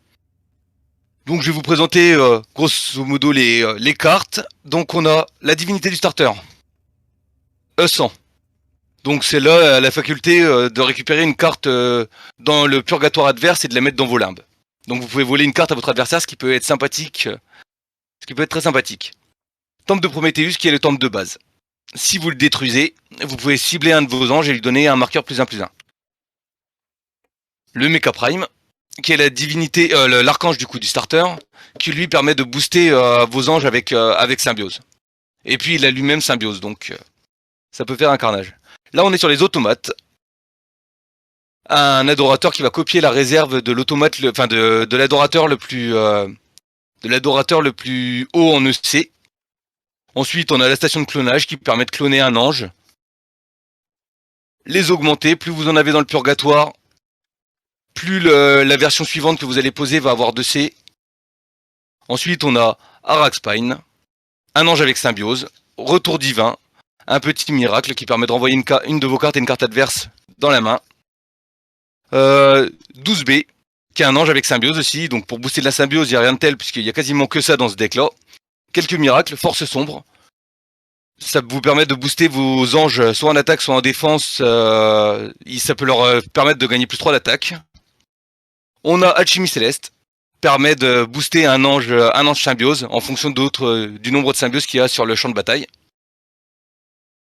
On a ensuite d'autres golems nettement moins utilisés, mais qui peut être intéressant à jouer aussi. Exosquelette C20. On a Unité 72, pareil, symbiose. Une très grosse carte de symbiose. Ça je l'ai montré. Le Destructeur, il permet de faire gagner collatéral à un ange. Donc collatéral, ça veut dire qu'il va infliger les dégâts déjà précédemment infligés à un autre ange sur la même ligne. Unité 72 déjà fait. Le Destructeur déjà fait. Bon, je crois que si j'ai les tests. Une 0-1 qui coûte 1, qui a symbiose. Ça permet de booster la symbiose de +1 en payant 1 EC, ce qui est ridicule. Zorakat, qui permet de récupérer des EC en fonction du nombre de symbioses sur le terrain. Donc, toujours dans la mécanique. Sujet test fait, Zora fait, tac. Purity Z, qui permet de donner 2 de force vitale à votre divinité. C'est aussi une mécanique dont j'ai pas parlé, c'est qu'il y a des cartes qui deviennent de plus en plus puissantes en fonction de si vous avez donné des points de vie à votre divinité. Valorix, justement, fait partie de ce lot-là. Si vous gagnez de la force vitale sur votre divinité, elle va se booster, elle va gagner un jeton de destruction, et au bout de 3, si elle est détruite, elle peut embarquer dans sa chute un autre ange adverse. Purity Z déjà fait, tac. Purity Z fait. Le Mecha Human. Le premier exemplaire au purgatoire rapportera +1 au suivant qui va être posé, +1 d'attaque, et le suivant qui va aller au purgatoire, celui d'après que vous allez reposer, va regagner +1 d'attaque aussi. Et le Mecha Assassin, qui a une capacité bien particulière et bien intéressante, c'est d'assassiner et d'avoir symbiose. Assassiner, ça veut dire que si vous ciblez un ange blessé, vous le détruisez. Voilà, je crois que j'ai fait le tour d'à peu près toutes les cartes de ce starter. Nickel! Est-ce que tu arriverais aussi à nous présenter un petit peu la mécanique de ce starter? Parce que les débutants peut-être ne savent pas ce que c'est symbiose. Est-ce que tu peux nous expliquer un petit peu comment ça marche? Donc symbiose, pour faire clair, plus vous en aviez sur le board, enfin sur le terrain, donc sur votre champ de bataille, plus ils vont gagner en attaque. Ça veut dire que le premier va avoir +0 de symbiose, mais une fois que vous allez en poser un autre, il va gagner +1 de symbiose, etc. Donc si vous mettez 5 anges avec symbiose sur le champ de bataille, vous vous retrouvez avec +4 de symbiose. Et donc ça veut dire qu'une petite carte qui tape à 3 va pouvoir taper facilement à 7, etc. Voilà sur ça. Donc en gros, plus vous avez de symbiose sur le terrain, plus vous allez avoir un bonus d'attaque qui va vous permettre de taper très fort. Donc vos petites créatures, eh bien, elles sont bien gentilles, elles coûtent pas forcément très cher, mais attention à la symbiose qui risque de faire très mal si c'est pas bien maîtrisé par votre adversaire. Merci du coup pour cette petite présentation. Et puis maintenant, je vous propose qu'on passe à la suite, si t'es prêt bien sûr. Attention, on va parler maintenant de la voix. Ce royaume ancestral de l'Est est peuplé d'humains qui suivent la voie du sabre. Ils se battent toujours selon la voie, avec honneur, respect et vertu. Ce sont des guerriers qui subissent un entraînement extrême depuis leur plus jeune âge. Ils sont redoutables. Leur dieu, Kogoryo, est très mystérieux et peu d'histoires en font mention. Certains racontent qu'il n'existe plus ou qu'il est mort depuis longtemps. La couleur des pages de la voix est le violet. Donc là, je vais vous présenter le starter de la voix.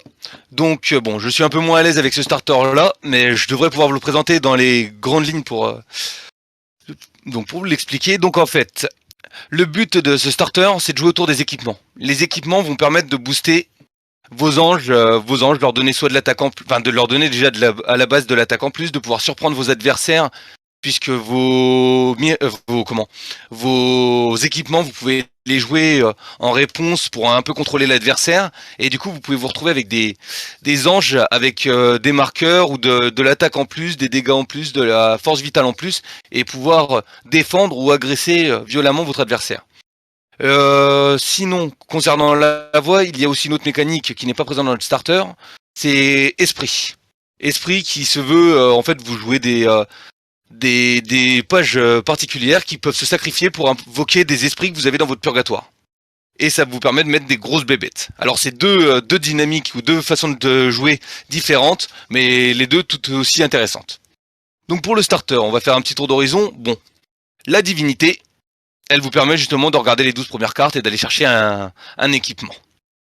Ensuite, on a le petit archange. Alors, pour faire gros, vous pouvez aller chercher un ange. Sa capacité, quand il arrive sur le board, c'est que vous pouvez aller chercher un ange et le révéler et le mettre dans votre main. Et vous pouvez cibler l'un des anges avec Honor X. Donc Honor X, c'est justement la capacité qui va permettre, lorsque vous êtes lié à un miracle, de gagner des marqueurs +1/+1 lorsque vous attaquez. Le temple. Rien de particulier, un temple un peu banal, on va dire. Les adorateurs, hop là. Tac. Là, on a le respecté mago. Donc là, c'est pareil, hein, ils ont tous, comme vous le verrez dans Seven Fallen, aucune carte n'a pas d'effet. Là, on se retrouve sur des adorateurs, dès qu'on les joue, ferveur. Vous pouvez révéler un équipement de votre main, le mettre sous votre livre sacré pour piocher une page. Ce qui peut être très intéressant lorsque vous avez mal géré, lorsque vous avez trop d'équipements en main, etc. Ça vous permet d'aller rechercher un ange, par exemple. Tout ça c'est fait. Ensuite, on a telle est la voix. C'est en parole divine, donc au moment où vous pouvez jouer des anges, vous pouvez le détruire et regarder les 10 premières pages de votre livre sacré pour révéler un équipement et le mettre dans votre main. Ensuite, on a Monsu Jong. Alors, vous m'excuserez pour les noms, mais ça va pas être évident. La phase de combat, là, cette fois, c'est que lorsque vous attaquez, détruisez ou que lorsque vous défendez, vous pouvez le détruire et cibler l'un de vos anges impériales avec Honor X lié à au moins un équipement sabre, et ça lui permet de lui donner 2 marqueurs +1/+1. Donc encore un moyen de surprendre votre adversaire. Hein. S'il pensait détruire votre ange, vous pouvez lui répondre par ça et il sera déçu. Le sabre ardent. Donc, dernier souffle, si sabre ardent n'avait pas de jeton survie sur lui, vous pouvez mettre sabre ardent dans vos limbes avec un jeton survie sur lui. Ça veut dire que vous pourrez le rejouer dès que vous en aurez l'occasion. Guérisseuse céleste, bon bah ça guérit un ange complètement. Donc une très bonne réponse à Assassin, puisque Assassin, l'ange doit être blessé à la résolution. S'il n'est pas blessé, l'effet tombe dans le vent. Donc Guérisseuse permet justement de soigner en amont. Là on a toujours le sabre ardent, donc je viens de vous le faire. Le songe, ferveur. Si l'ange lié à songe est impérial, vous pouvez le cibler, prévenir 4. Donc là, prévenir 4, ça réduira de 4 dégâts que vous allez prendre. Et en plus, la faculté, donc, comme je ne l'ai pas précisé pour les autres sabres, mais c'est de donner de l'attaque en plus. Donc par exemple, ce sabre-là va vous permettre de donner +4 d'attaque à votre ange. Et en plus, vous prévenez 4 dégâts. Bon, bah, l'exaltante. Si l'angier est exaltante impériale, il gagne honneur 2. Donc voilà, des capacités bien rigolotes à jouer. Si l'angier est exaltante. Non, ça je l'ai déjà fait. La sanglante. Si l'angier à la sanglante est impériale, vous pouvez cibler une page, infliger lui 3 de dégâts. Bon, ça permet de vous débarrasser d'un petit ange. Par exemple, contre symbiose, c'est généralement beaucoup d'anges avec de l'attaque, mais pas de vie. Vous faites ça, vous lui infligez 3 de dégâts, ça fait un de symbiose en moins à l'adversaire. Là, on va rentrer dans les anges, je pense. On a Wunsan, forgeron siffleur. En ferveur, vous pouvez révéler 10 premières pages et révéler un équipement parmi celles-ci et le mettre dans votre main. Donc voilà, vous voyez que tout ce starter est fait pour aller chercher justement des équipements ou même des anges qui vont bien avec vos équipements pour toujours avoir de la réponse ou pour pouvoir vous sortir de situations un peu compliquées, on va dire. Gamjang. Ah oui, après là on a c'est un espion.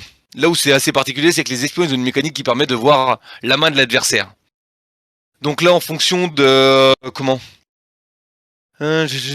après que vous l'ayez mis en embuscade, donc le but c'est qu'il aille taper la divinité, vous pouvez faire que votre adversaire choisisse et vous révèle X pages de sa main. X correspond au nombre de vos anges espions sur le champ de bataille. Donc plus vous avez d'anges espions, plus il va vous révéler de cartes de sa main. Ça peut être intéressant si vous envisagez de l'agresser. Si vous voulez voir s'il a plus de miracles, s'il a plus possibilité de défendre, etc. Mine impériale, honneur 1, retrait. Dernier souffle, si mine a été détruite en étant liée à au moins un équipement, vous pouvez mettre l'un de ces équipements dans votre main. Donc là c'est bien, ça vous permet de pas trop vous épuiser en termes de cartes dans la main. Là on a le maître danseur. Tant que le maître danseur est lié à au moins un équipement sabre, il peut être mis en renfort, et aucun joueur ne peut mettre d'ange dans sa main depuis le champ de bataille.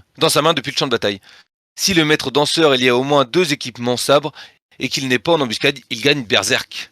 Donc berserk, ça lui permet de taper une fois s'il reste en vie pour taper une deuxième fois. C'est fait. Maître du sable sifflant. Oui, ferveur. Donc au moment où il est posé, si votre adversaire choisit un équipement de votre purgatoire et le met dans votre main. Alors, je n'arriverai pas à le prononcer. Ulji Zajin. Après qu'une attaque a été déclarée contre l'un de vos anges impériales, vous pouvez l'incliner, rediriger l'attaque contre lui. Donc ça permet de défendre un ange que vous auriez préféré conserver. Ça c'est fait. Là on a mal. Cheval impérial zodiaque. Donc ah oui, une autre mécanique que j'ai pas précisée, c'est le zodiaque, qui est plus sur de l'aggro. Je en reparlerai un peu après.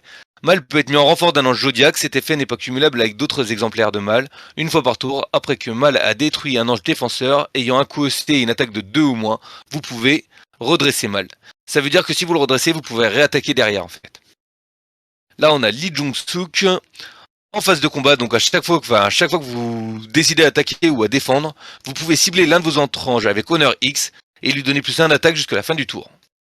C'est fait. Et là on a Yeon Bongjun. Après qu'il a détruit au moins une page ou un archange, vous pouvez présage 2. Donc ça veut dire regarder les 2 premières cartes de votre livre sacré et les remettre où vous voulez, soit au-dessus, soit en dessous. Puis vous pouvez mettre l'un de vos anges espions de votre arrière-garde en renfort. Après qu'il a affligé au moins un dégât à la divinité adverse, vous pouvez faire que votre adversaire vous révèle sa main. Donc voilà pour les cartes. Donc bon, pour finir, effectivement, il y a le dernier archétype que je n'ai pas vraiment parlé, c'est Zodiac. Zodiac qui est plus basé sur de l'aggro en fait. Vous inondez un peu le board, vous avez des grosses créatures, il n'y a pas spécialement besoin de réfléchir. Je trouve que c'est un peu moins technique que Symbiose, mais ça reste dans le même état d'esprit, on va dire. Sauf qu'il ne se booste pas en fonction du nombre qu'il y a sur le champ de bataille. Mais voilà. Merci énormément pour cette petite présentation. Donc, pour résumer, en gros, ce deck est un deck qui est très rapide parce qu'en plus d'aller vous booster avec des équipements, les anges qui composent le deck ont beaucoup retrait. Ça va vous permettre d'aller attaquer très souvent votre adversaire sans avoir peur de perdre vos anges. Donc c'est une mécanique qui est très rapide, qui est plutôt safe à ce niveau-là. Dans les starters, je pense qu'il fait partie des 3 premiers au niveau de la bonne composition au niveau du starter. Moi, c'est un starter que j'aime beaucoup. Ça sécurise et en plus, vous allez pouvoir aller harceler votre adversaire assez régulièrement au niveau des attaques et les booster avec des équipements pour avoir des créatures beaucoup plus grandes. Maintenant, ce que je vais vous passer, c'est que on va juste changer. Hop, on va juste changer là. Excusez-moi. Voilà. Parfait. Ok. Du coup, maintenant, on va passer à quelque chose d'autre que vous connaissez bien et qu'on a déjà vu assez souvent. On va parler de Nuit sans fin. Un grand voile sombre entoure ce royaume de ténèbres. Les écrits du Temple de la Lumière racontent qu'une tempête de sable infini s'abattit sur ce royaume lors de la création du royaume du Temple de la Lumière, qui fut taillé à partir d'un rocher céleste par la déesse Solol. La poussière dégagée par les chocs violents de son marteau dans la pierre engendra un voile qui ne disparut jamais et ne laissa plus entrer le soleil sur ces terres de la nuit sans fin. La couleur des pages de Nuit sans fin est le noir. Alors, bonjour à tous. Alors, Nuit sans fin, le starter est principalement tourné autour d'un mot-clé qui s'appelle la goule. Comme vous pouvez l'imaginer, les ghouls sont pas, certaines ne sont pas très fortes et sont majoritairement des tokens que je vais aller chercher. Faire venir des jolis. Pour vos yeux, je vais prendre la version jolie madame. Là. Sinon, Nuit sans fin a maintenant plusieurs autres archétypes. L'archétype démon, avec des plus grosses créatures qui va aller plus sacrifier certaines créatures pour faire venir des démons, et là. L'archétype Draxan, là, un archétype vampire qui lui aussi demande pas mal de sacrifices de petites créatures pour faire venir, avoir des effets aux différentes de vos différentes cartes. Et l'archétype assassin, qui utilise le mot-clé assassin, qui fait que quand votre carte arrive sur le terrain et qu'il y a une carte ennemie qui est blessée, vous pouvez tuer la carte. Alors, ce deck est composé, son dieu est Grégor l'Amplificateur, une goule qui, à chaque aurore divine, je révèle la première page de mon livre sacré. Si c'est une goule, je la place sous Grégor l'Amplificateur.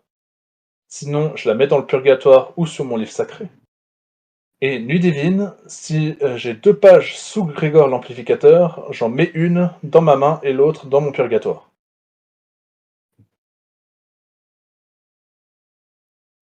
Mon archange est le violoncelliste, une carte qui permet à l'aurore divine de déplacer une page de l'arrière-garde de mon adversaire sur sa ligne de front.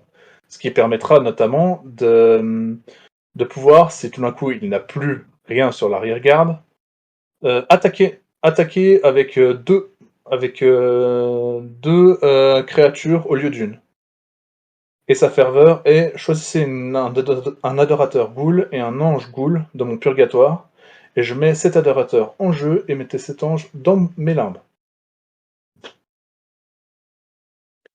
Et mon temple est le temple du culte noir, un temple assez basique qui peut être révoqué, et quand il quitte l'adoration, donc quand je l'ai révoqué, je peux déchirer les 2 premières pages de mon livre sacré. C'est-à-dire que je prends les 2 pages de mon livre... Non, ne déchirez pas vos vraies pages, hein.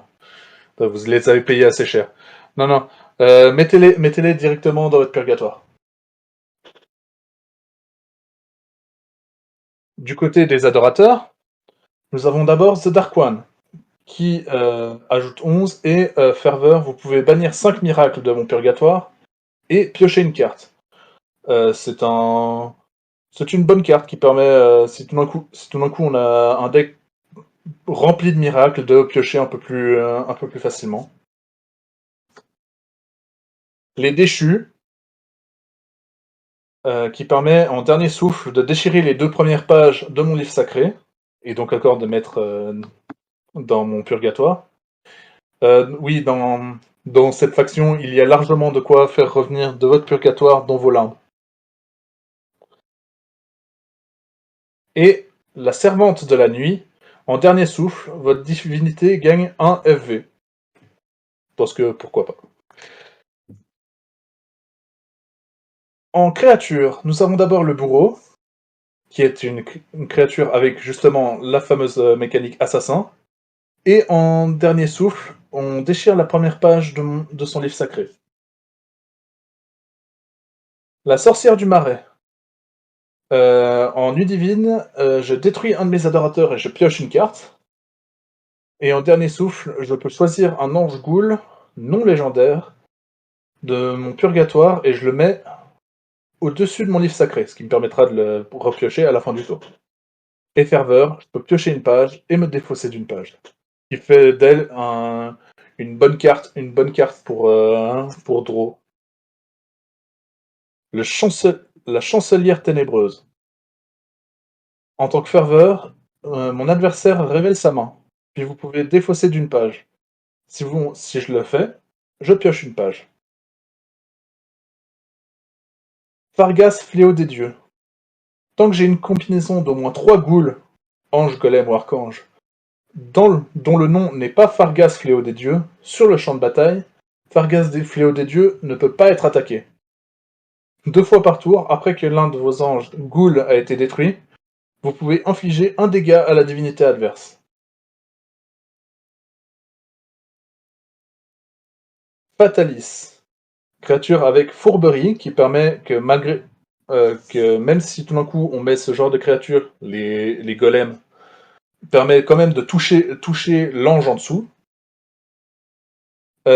S'il y a au moins 13 pages ange golem dans le purgatoire adverse, Fatalis gagne assassin. Et donc là on trouve une carte qui va très bien par exemple avec le fait de déchirer ses propres pages et donc de les envoyer à la morgue. C'est plus on a de morts, enfin à partir de 13 morts, il devient de plus en plus fort. La chamane des marais acides, nuit divine, je peux bannir 2 pages de mon purgatoire et cibler un ange adverse. Je lui inflige moins 2 FV. Et ferveur, je peux bannir 2 pages de mon purgatoire et piocher une page. La goule momifiée, qui a un effet très drôle, c'est après que des dégâts infligés par un ange adverse ont été détruits une goule momifiée, infligez 3 dégâts à cet ange. En gros, elle explose à la tête de votre adversaire. La goule moqueuse. Votre adversaire doit attaquer une page du nom de goule moqueuse plutôt qu'un autre ange si possible. Et en dernier souffle, c'est-à-dire quand elle meurt, vous piochez une page. Et le maître des cimetières, en dernier souffle, je peux choisir une goule ange ou golem de mon purgatoire et je la mets dans ma main. En tant que golem, alors on n'en a que 2 sortes dans le starter.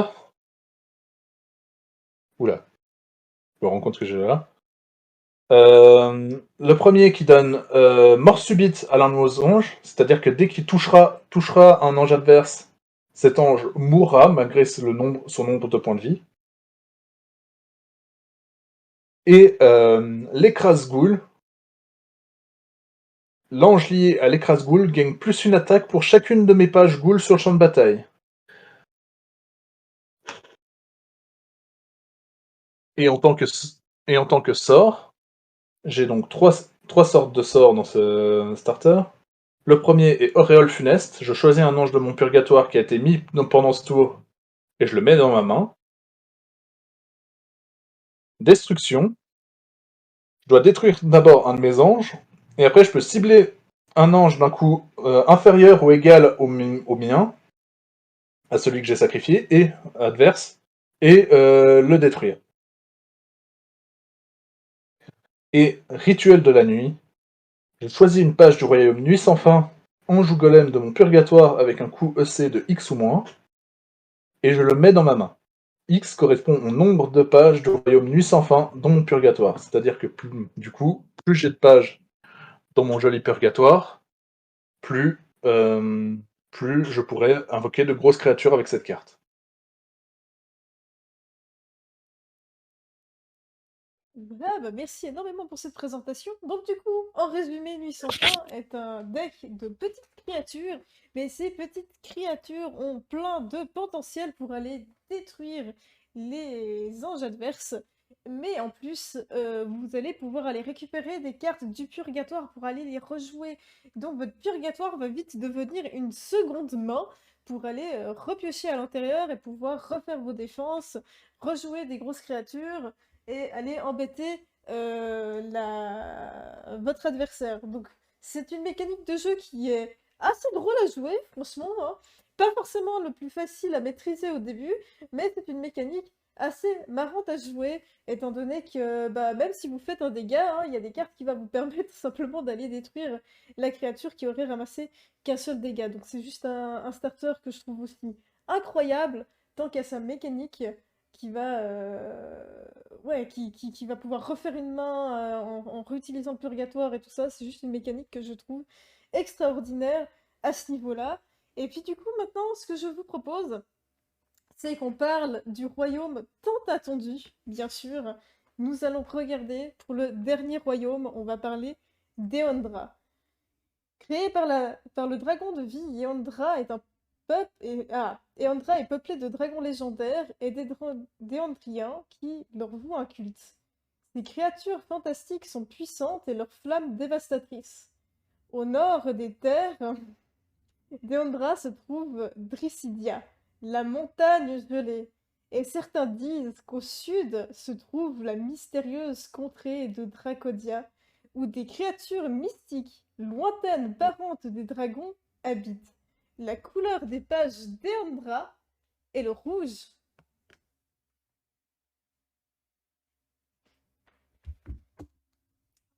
Voilà, et bah du coup on va discuter un tout petit peu d'Eondra. Hein, Eondra qui est du coup quelque chose d'incroyable. Donc mon futur starter, mon futur deck là-dessus, ça va être juste quelque chose vraiment de bien. Donc ce qu'il faut savoir avec Eondra, c'est que son starter est principalement un starter qui va jouer sur l'aggro. Parce que vous avez des capacités qu'on appelle flammes. Il y a énormément d'anges qui ont la capacité flamme et qui vont permettre d'aller faire des dégâts directement à leur entrée. Donc là-dessus c'est incroyable, donc vous allez pouvoir aller faire des dégâts directs, hein. Vous faites rentrer votre carte, tiens tu vas prendre un dégât, et puis vous avez des défenses aussi incroyables qui sont proposées, des créatures, des anges et des golems qui vont pouvoir être joués en tempête pour aller récupérer les anges de votre adversaire. Et le golem que j'ai trouvé le plus drôle, où j'ai eu une situation assez marrante dans les parties de hier avec mon copain, justement, c'est celui-là, où j'ai pu aller directement invoquer celui-ci pour l'éviter de taper la créature. Donc ça, c'est juste incroyable, parce que ce petit golem-là, les gars, ne se lie pas avec un ange, hein, c'est sa capacité. Dino à voiture ne peut pas être lié, il va être considéré comme aussi un ange, donc comme une créature avec 5 d'attaque, et ça va pouvoir aller protéger au dernier moment votre divinité. Donc c'est vraiment quelque chose que je trouve vraiment incroyable là-dessus. Il y a aussi la deuxième mécanique de Eondra qui a été ajoutée dans ce deck un petit peu pour pouvoir se défendre. On a aussi la capacité gelée qui a été ajoutée. Donc ça aussi, c'est quelque chose que je trouve vraiment cool. Donc je rappelle, la capacité gelée, les amis, va permettre simplement d'engager un ange adverse pour éviter qu'il passe sa phase d'attaque pendant son tour. Donc ça va le geler, c'est-à-dire que pendant le tour de votre adversaire, et ce jusqu'à la fin de son tour, il ne pourra pas attaquer avec cette créature. Alors attention, petit tuyau à faire gaffe, c'est pas comme dans Magic ou ce genre de TCG où ça le gèle complètement et qui peut rien faire. Non, non, non. Attention, la créature adverse qui est gelée peut toujours défendre, hein. Donc s'il est enragé, donc en arrière-garde, même s'il est gelé, ça ne l'empêchera pas d'aller défendre la divinité. Donc vous ne pourrez pas attaquer la divinité adverse s'il y a un ange en arrière-garde qui est gelé. C'est impossible. Maintenant, parlons un petit peu, du coup, de nos cartes. Nous avons du coup... Alors, quel sens je suis? Je suis de l'autre sens, très bien. Nous avons du coup la divinité, notre divinité dragon, qui est juste méga belle. Attendez, ce que je vais vous faire, c'est que je vais faire un truc parce que j'ai calibré sur les autres, mais pas mon playmat, parce que de base, j'avais pas prévu de présenter de starter. On va juste faire un truc, les gars, c'est que j'aimerais que ce soit le plus confortable possible. Voilà. Donc je vais juste bouger un petit peu, histoire que vous ayez la carte à l'endroit. Après, si vous voulez, on peut la laisser à l'envers, hein, c'est totalement égal, mais je trouve que c'est quand même plus confortable pour vous de l'avoir à l'endroit. Parfait. Voilà. Donc nous avons du coup la petite divinité qui est ici, juste incroyable. Franchement, je l'adore. Plus sympa à l'endroit, on est d'accord, hein. Regardez, je vais même faire mon truc, les gars. Alors, je sais pas comment OBS va réagir. Ça va être... ça va être un petit peu mon petit test. Ah, il aime pas trop. OBS n'aime pas trop. Je vais essayer de me caler sur l'écran. Moi, je vais coller, hein, j'ai compris. Donc voilà, du coup, on a la petite divinité qui est ici. Juste incroyable. C'est une divinité, du coup, dragon. Hein. Cette divinité, qu'est-ce qu'elle va pouvoir vous permettre? La divinité dragon, elle est assez sympa, elle est drôle. Je vous lis sa capacité de nuit divine. Si la divinité adverse a perdu au moins 3 FV, donc je rappelle que la FV est les points de vie de la divinité, hein, ce tour-ci, vous pouvez mettre la première page du livre sacré adverse dans votre limbe. Donc qu'est-ce que ça veut dire? C'est-à-dire que votre adversaire va devoir prendre la première page de son livre sacré et il va devoir vous la donner pour que vous puissiez la mettre dans vos limbes. C'est-à-dire que quand vous avez une carte dans les limbes, vous allez pouvoir la jouer en tout temps. Donc dépend ce que c'est, ça peut être un golem, ça peut être un mirage, ça peut être un groton. Bah, vous allez pouvoir retourner son deck contre lui. Donc c'est plutôt sympa. Ensuite, vous avez son archange. Alors, je suis désolée parce que du coup, je suis complètement à l'envers moi. Vous avez son archange qui est aussi totalement incroyable. Vraiment, là-dessus, c'est totalement incroyable cet archange. Je l'ai en promo d'ailleurs. Je sais pas s'il y en a, ils ont eu la chance de l'avoir en promo ou pas. Mais ses capacités, en fait, va lui servir d'aller faire énormément de dégâts. Donc déjà, vous pouvez la jouer uniquement quand vous avez 6 adorateurs dans dans votre registre. Donc vous pouvez pas la jouer quand vous venez de commencer la partie parce que ce serait quand même un tout petit peu pété, hein, on va se le dire. Ce serait un tout petit peu pété. Donc déjà, la nuit divine, vous allez pouvoir cibler un ange et lui infliger 3 dégâts. 3 dégâts, et ben je peux vous dire que c'est pas rien. Ensuite, lorsque votre archange va mourir, elle aura un effet de dernier souffle. Vous allez pouvoir, lors de son dernier souffle, vous allez pouvoir cibler jusqu'à 4 anges ou archanges. Attention, c'est un truc important, vous allez aussi pouvoir cibler l'archange adverse, et ça c'est juste aussi incroyable, et infliger 4 dégâts répartis comme vous le souhaitez parmi les cibles. Donc si vous voulez mettre tout sur l'archange, vous mettez tout sur l'archange. Il y a des petites créatures, je sais pas, qui ont 1 PV et tout ça, et ben vous allez pouvoir clear complètement le board sur les petites créatures. Je pense par exemple à Nuit sans fin, qui a pas mal de petites créatures aussi, qui peut être assez ravageur à ce niveau-là. Et ensuite, vous avez une capacité d'entrée de jeu, bien sûr, où là, quand à l'entrée de jeu, vous allez directement pouvoir cibler un ange et infliger 2 dégâts directement d'entrée. Voilà. Donc bien sûr, nous avons ensuite... Mais c'est pas vrai, pourquoi est-ce qu'elle retourne tout le temps l'image, celle-ci? Alors, attendez, je vais juste vous retourner ça, s'il le veut bien.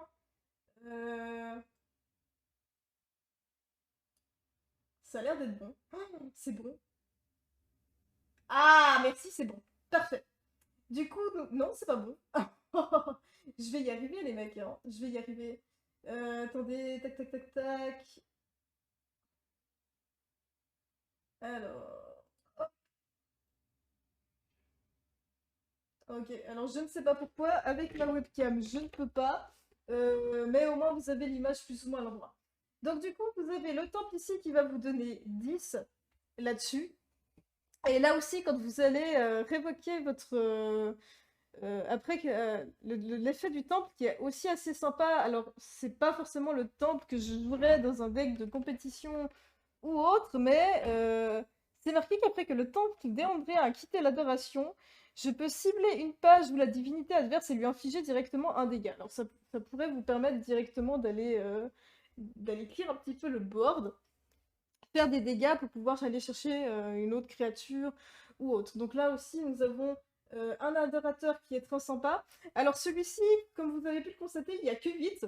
Donc vous direz, ouais, 8 d'énergie céleste, au début c'est très peu et tout, mais ça dépend, parce qu'en fait, celui-ci, vous allez rajouter un énergie céleste à chaque dragon que vous allez révéler dans votre main. Donc si, admettons, vous avez pioché que des dragons dans votre main, et ben, qu'est-ce qui va se passer? Vous allez rajouter, par exemple, si vous avez pioché cette carte, vous allez faire plus 7. Donc vous allez faire 8 plus 7 au niveau de votre économie. Donc ça dépend un petit peu comment vous allez avoir au niveau de la main et tout ça. Donc ça peut être très intéressant à jouer. Ensuite, nous avons le clerc d'Éandra, ici présent. Le voilà. Où là, il a une capacité qui va s'enclencher en aurore et nuit divine. Donc vous allez pouvoir utiliser sa capacité dans les 2 phases. Et celle-ci va vous permettre justement d'aller guérir vos anges. Donc vous allez dépenser X EC sur cette carte-là. Et puis vous allez cibler un ange et la guérir de X. Donc c'est un très bon moyen, si vous avez assez sur le board et le reste, d'aller un petit peu sauvegarder tous vos anges, surtout si vous avez des anges baraqués. Et on parlait de flamme, et ben vous avez le dragonnet aussi qui va donner ange, qui a la capacité flamme quand elle rentre sur le terrain également, donc qui va vous permettre d'aller grappiller pas mal de points, hein. Donc cette capacité flamme qui va devenir très embêtante. La capacité gelée qui va vous permettre du coup d'aller contrôler le board de votre adversaire, de l'empêcher d'attaquer avec ses cartes.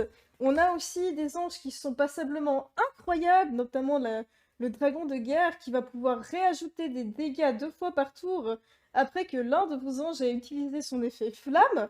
On a celle-ci aussi, donc celle-ci je la trouve peut-être un petit peu chère, mais qui est pas mal aussi, qui m'a dépanné dans pas mal de situations, qui a flamme, mais qui a aussi Phoenix X.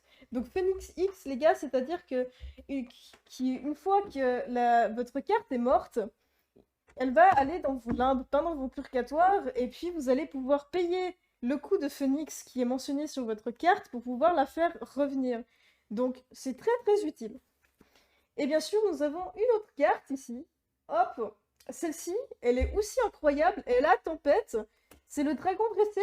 Le dragon dressé, donc du coup, vu qu'elle a tempête, vous allez pouvoir la jouer pendant le tour de votre adversaire, et puis en plus, elle a un effet intéressant avec ferveur, donc elle arrivée en jeu, elle va cibler un de vos anges et puis lui donner 2 attaques jusqu'à la fin du tour. Donc ça peut vous permettre de dépanner dans certaines circonstances. Ensuite, on a le jeune dragon rouge. Donc c'est cette carte-là. Aussi quelque chose qui a flamme. Elle a un effet dernier souffle qui va vous permettre d'aller chercher un dragonnet dans votre registre pour la mettre sur votre registre. Donc ça va vous mettre un effet flamme supplémentaire qui est assez intéressant. Après, c'est vrai que celle-ci, c'est pas forcément celle que j'ai le plus jouée, mais ça peut avoir un effet très intéressant en fonction de ce que vous avez en main. On a bien sûr notre golem ici qui va ajouter 3 de défense, qui est aussi intéressant là-dessus. Elle va donner, quand elle arrive sur un ange et qu'elle est liée, elle va donner retrait à votre ange. Donc ça aussi, c'est quelque chose de très pratique. Si vous voulez sauvegarder un de vos anges, tac, vous mettez 3 de shield, ça met retrait, vous le faites passer en arrière. Ça peut sauvegarder une de vos grosses créatures. Une carte que j'ai beaucoup aimée aussi dans le starter, c'est du coup l'apprenti. Donc l'apprenti qui a un effet incroyable mais qui n'est pas forcément facile à jouer. C'est que cet apprenti-là, quand vous la mettez en embuscade, qu'est-ce qu'elle va faire? Eh bien, tant qu'elle est en embuscade, vous allez pouvoir jouer n'importe quel dragon dans votre main en tempête et la mettre en renfort. Si vous arrivez à placer ça, c'est genre hyper fort. Moi, j'ai déjà bullshit complètement Nazgob avec cette carte où j'ai dit ah bah tiens, tac, embuscade, tac, un dragon, et bah ta divinité elle devient mortelle. Et puis du coup ça permet de faire des gros trucs. Donc vraiment c'est une carte qui est intéressante, mais dans pas mal de parties j'ai trouvé qu'elle n'était pas forcément facile à placer. On a celle-ci aussi, c'est un petit dragon qui s'appelle Croc. C'est une 4/4 qui a un effet qui pourrait vous dépanner aussi. Celle-ci a Nuit Divine. Vous allez pouvoir cibler un ange adverse et faire en sorte que les deux créatures, donc votre Croc et l'ange adverse, se battent ensemble. Voilà, donc ça provoque un combat. Là aussi, ça va peut-être vous permettre d'aller chercher des petites créatures qui seraient sur le board. Donc ça, c'est aussi quelque chose que j'ai trouvé pas mal intéressant. Il y a celle-ci qui est très intéressante. C'est le dragon flamboyant. Le dragon flamboyant, il va arriver avec plusieurs marqueurs +1/+1. Le nombre de marqueurs X va correspondre au nombre de dégâts qu'on a infligés avec flamme pendant ce tour-ci. Donc si vous avez une excellente main et que vous arrivez à mettre toutes vos flammes en même temps, et ben ça peut vite devenir une créature assez intéressante à gérer. Et bien sûr, forcément, et la flamme elle-même, mais attention, flamme va s'enclencher en premier, donc elle ne se comptera pas elle-même pour les marqueurs. Hein. Ça c'est un truc que j'ai vu pas mal de fois Nazgob jouer faux. Ceux dans le chat me confirmeront si c'est le cas ou pas, mais elle ne se compte pas elle-même, celle-ci arrivant en premier dans la pile. Voilà, donc celle-ci je l'ai présentée, celle-ci je l'ai présentée, celle-ci on l'a présentée aussi, ça c'est bon, ça c'est bon, ça c'est un mirage, ça c'est bon, ça c'est bon, ça c'est bon, ça c'est bon, voilà, quand on fait des parties, il y a tout qui est mélangé. Bah il reste plus qu'une carte 11 à vous présenter. Elle coûte combien pour combien d'attaque et de défense? Elle coûte 3, elle a 1 d'attaque et 1 de défense. Donc c'est une carte comme ça toute seule qui coûte cher, mais si vous la jouez correctement avec suffisamment d'effets de flamme, elle peut venir intéressante. Mais c'est vrai que si vous la jouez comme ça, sans utiliser son potentiel de compteur +1/+1, et ben c'est une carte qui coûte extrêmement cher. Donc faites attention, celle-ci, comment vous la jouez, ne la jouez pas toute seule, jouez-la vraiment dans le tour où vous avez eu le plus d'effets flamme activés. D'accord? Ensuite nous avons Chromax. Alors Chromax, je vous avoue que... Alors, c'est pas une carte que j'ai forcément trouvée utile dans ce starter, parce que tout simplement, c'est que les adversaires en face n'ont pas forcément de familiers, donc de petits tokens. Celle-ci déjà, bon, ce qu'il faut savoir, c'est une 5/6, elle coûte 4, donc rien que ça, on se dit, bah tiens, ça va, ça coûte pas très cher, mais il y a un problème, c'est que tant que les deux divinités, il n'y en a pas d'une d'entre elles qui est mortelle, elle ne pourra pas aller en LDF, donc elle ne pourra pas attaquer, elle ne pourra pas être mise en embuscade. Par contre, les familiers ne peuvent pas attaquer cette carte-là. Bon, donc c'est une carte, voilà, que... Honnêtement, c'est pas une carte que j'ai énormément jouée dans le starter, mais je la joue de temps en temps, bah, je l'ai jouée pour défendre tout ça, mais dans les parties que j'ai fait avec ce starter-là, elle m'a servi un peu qu'à ça. Parce que voilà, donc je pense qu'elle doit être utile dans les autres decks où il y a des familiers et tout ça. Je pense que ça va être une carte qui est utile, mais dans le starter, j'ai trouvé un peu dommage de mettre celle-ci. Plutôt à mettre en def. Exactement, il faudrait. Bah, celle-ci, de toute façon, t'as pas le choix quand tu la mets, tant que les divinités ne sont. Tant qu'il n'y en a pas une des divinités qui sont mortelles, t'es obligé de la laisser en arrière-garde. D'accord? Ça, tu peux pas aller attaquer avec. Donc elle a juste un potentiel de défense. Et si la divinité, bah, t'en as une qui est mortelle, soit toi, soit celle de ton adversaire, là tu pourras aller faire quelque chose avec. Mais comme les starters n'ont pas de familier, ben du coup, elle sert pas énormément dans le starter. Je trouve que c'est une carte qui coûte pas grand, enfin qui coûte beaucoup, hein, elle coûte quand même 4, mais pour pas grand chose. Bah, t'auras une créature pour défendre et c'est tout. Voilà. Maintenant, je vais vous parler un petit peu des miracles. Donc pour les miracles, déjà j'en ai une que j'aime beaucoup, beaucoup, beaucoup, beaucoup. C'est celle-ci, les gars. Celle-ci, elle est incroyable. c'est du coup la pétrification par la lave. Donc celle-ci, elle va bien vous emmerder, elle va bien emmerder votre adversaire, celle-ci. Pour 4, en général, t'as une 5-5. Ouais, là, t'as une 5-6, mais elle peut pas attaquer, donc c'est pas spécialement très intéressant, on va dire. C'est juste que elle a pas de potentiel d'attaque, donc pour dépenser 4 pour juste qu'elle soit là, ben voilà, en fait ta carte elle sera juste là. Tant que les divinités, il y en a pas une qui est mortelle, elle sera juste là à empêcher ton adversaire de taper sur ta divinité. Voilà, c'est tout, grosso modo. Donc c'est pas la carte la plus... Bah, c'est une carte qui doit être jouée hein, dans les autres decks et tout ça, mais dans le cadre d'un starter vs starter, c'est pas la carte que je trouve la plus utile dans le deck. Après, je peux me tromper, mais dans le cadre des parties que j'ai jouées, c'est pas celle-là que j'ai dit ouais, j'ai pioché celle-ci, c'est incroyable. Celle-ci, j'étais plus là, bah écoute, on va la poser en arrière-garde et puis ça va empêcher l'adversaire de taper. Voilà. Par contre, au niveau des miracles, celle-ci est juste incroyable. Elle coûte 0. Elle a 0 condition. Il n'y a pas besoin d'avoir d'adorateurs, de conditions de nombre d'adorateurs là-dessus. Elle coûte 0 à jouer. Par contre, on peut cibler une page. Donc attention, je précise, on peut cibler une page. Donc vous pouvez tout à fait aller chercher un archange avec. Et puis infliger 2 dégâts. Et ça, c'est quelque chose qui peut passablement vous dépanner. Donc ça inflige 2 dégâts. Vous en avez 3, et bah si vous avez de la chance puis que vous avez les 3 en main, bah vous allez pouvoir aller chercher quand même une grosse créature.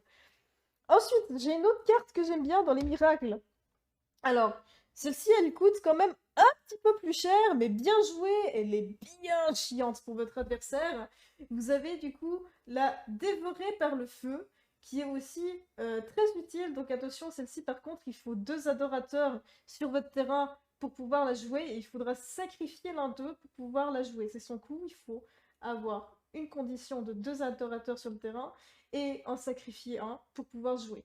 Par contre, celle-ci, elle a un effet qui est pas mal du tout, c'est que on va pouvoir aller infliger 5 dégâts à une page. Par contre, si vous avez réussi à faire du dégât avec flamme pendant ce tour-ci, vous allez du coup infliger 6 dégâts à la page à la place. Donc ça, déjà, ça vous fait un potentiel pour vous protéger ou liquider simplement une grosse créature, ce qui est très utile.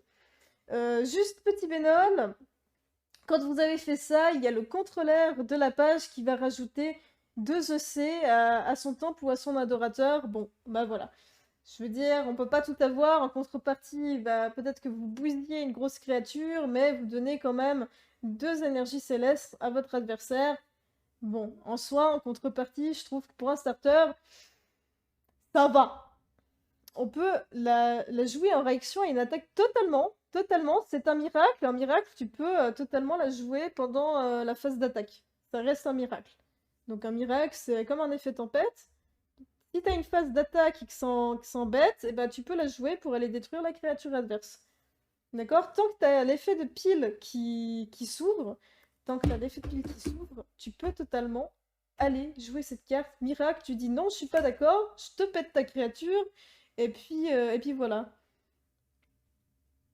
Si, les miracles, tu peux le... Alors, à moins que tu aies une règle spéciale qui le dise, les miracles, tu peux les jouer pendant la phase d'attaque, pendant le moment où tu peux jouer des miracles. Donc, du moment que tu as une pile qui s'ouvre au moment de la partie, bah voilà, tu te dis, ah bah non, tac! De toute façon, celle-ci, quand tu la joues, ça ouvre une pile. Est-ce que ton adversaire va répondre? Est-ce qu'il va laisser sa créature mourir? Est-ce qu'il va heal sa créature? Peut-être, tu sais pas, hein. Je veux dire, ton adversaire, quand tu vas la jouer, ça va ouvrir une pile, c'est pas ah bah non, je la tue, peut-être qu'il fera un truc en plus, genre une carte pour prévenir des dégâts, peut-être qu'il jouera un golem, ça tu sais pas, mais il peut répondre. Totalement. Voilà. Et puis, alors ça, c'est peut-être un des miracles que je déteste. Ça m'a peut-être dépanné une fois, mais sans plus, mais je la trouve très chère pour ce que c'est. C'est celle-ci. C'est donc Appât du Gain.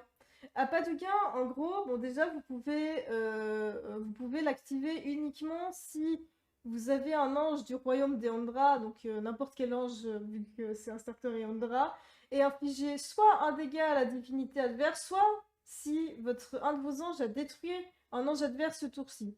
Donc du coup ça vous restreint déjà pour la jouer. Donc c'est-à-dire que si vous n'avez pas, si vous n'avez pas infligé au moins un dégât à la divinité adverse, ou si vous n'avez pas tué au moins un ange adverse ce tour-ci, vous n'allez pas pouvoir la jouer. Donc déjà, ça vous restreint énormément la possibilité de play.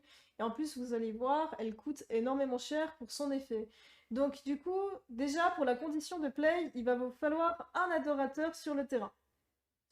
Et elle va coûter un adorateur à sacrifier pour play, et pour le seul effet, vous allez piocher 2 pages. Voilà. Donc je sais pas ce que vous en pensez dans le chat, mais moi je trouve que c'est un miracle qui coûte très cher pour pas grand chose. Et en plus qui est restreint avec les conditions de serment. Donc c'est pas la carte non plus où je suis hypée de fou quand je joue de l'avoir en main. C'est pas forcément ça. D'accord? Bon, du coup, bah, on a fini. Je crois qu'il serait.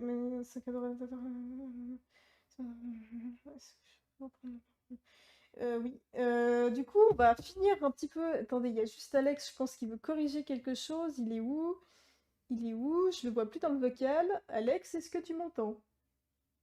Ouais, nickel. Bon, Ouais, et donc je voulais te le corriger, bon, entre guillemets, tu parlais de l'adorateur des dragons, donc effectivement, tu peux gagner jusqu'à plus 5 EC en plus. Hein. Si tu révèles une main de 10 cartes avec 10 dragons dedans, tu vas pas gagner 18 EC. Hein.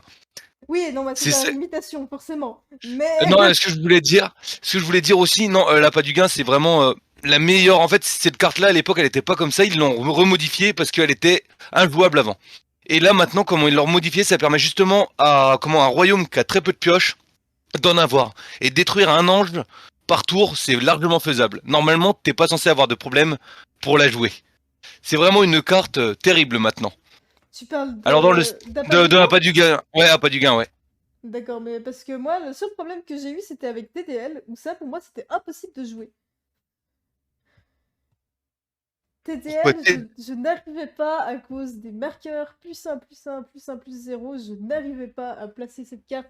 Et du coup, pour Ouais. moi, c'était un truc qui me semblait très cher. Alors certes, ça te permet de piocher 2 cartes, mais bon, quand tu fais du starter vs starter, bah dépend sur quoi tu tombes, bah ta carte, elle coûte vraiment horriblement cher. Dans ces cas-là, je pense qu'il y a que TDL qui va te poser problème parce que les autres, finalement, t'as des anges qui sont quand même très gros dans le starter des Ondra et tu vas pouvoir aller dégommer facilement un ange adverse. Ouais, tout à Après, c'est fait. vrai que TDL avec les marqueurs, tu peux pas les gérer. Je pense que, comme tu disais tout à l'heure, ça doit faire partie des starters qui sont dans les 3 meilleurs puisque finalement, tu peux pas gérer les créatures qui font peur. Ah, totalement, en TDL, je crois, ma plus grosse créature que j'ai arrivée avec Nesgob, c'était une 13-8, je crois, et encore, hein, je pense qu'on peut monter plus haut. Je pense dans une partie où ça traîne en longueur, je Ouais, pense qu'on tu pourras peut pas la gérer. monter plus haut. Donc, ouais, quand vous avez une 13-8 sur le terrain, puis que tu te dis, bah, il faut aller la buter, celle-ci, puis que toi, t'en as 2 comme ça en main, t'es là, purée, bah, écoute, oui, j'ai fait du 13-8 avec Nazgob, où il m'a laissé placer mes Euh, marqueurs un peu comme un gros porc, et si- puis... sinon, il y avait une partie aussi où tu as fini avec une 4-15. Oui, c'est vrai. J'avais une 4-15, j'avais fait l'inverse. Sur une partie où je me suis dit, ah tiens, c'est marrant, on va mettre que de la défense. Puis j'ai foutu une 4-15 sur le terrain, et puis là, bah, du coup, à moins que tu fasses une attaque groupée, et bah, c'est intuable. Tu ne peux pas passer C'est sûr. une Bon, 4-15. après, l'avantage d'une 4-15, c'est que ça va t'embarquer qu'un seul ange. Que si tu me dis que t'as une 17, une 10 ou une 12-12, vas-y pour la gérer derrière. Allez, vas-y, qui veut des marqueurs, les gars? Non, c'est pour ça, le starter TDL, pour moi, ça reste l'un des plus forts, je pense. Juste à cause de ces buffs qu'il peut faire et des buffs qui peuvent avec catalyseur, des catalyseurs qui peuvent être relancés avec des capacités de cartes. C'est juste incroyable. Sans parler de l'archange en plus. On en parle de cet archange qui va empêcher votre adversaire d'attaquer la divinité si elle est en ligne de front. C'est juste incroyable la capacité de cet archange. Donc là-dessus, franchement, ça reste mon starter préféré à ce niveau-là. Après, bien sûr, il y a Eondra et après, on a tous les autres. Et voilà, nous arrivons du coup sur la fin de cette vidéo. Je vous remercie en tout cas énormément d'avoir suivi cette petite vidéo jusqu'au bout. Vidéo de présentation. Normalement, il a été projeté de faire quelques petites vidéos tutoriels quand j'aurai bien appris les bases et tout ça. J'espère en tout cas que ça a pu vous aider et que ça vous a plu. Et puis, je vous dis du coup à bientôt et à la prochaine. Merci pour tous les dragons. Ciao ciao!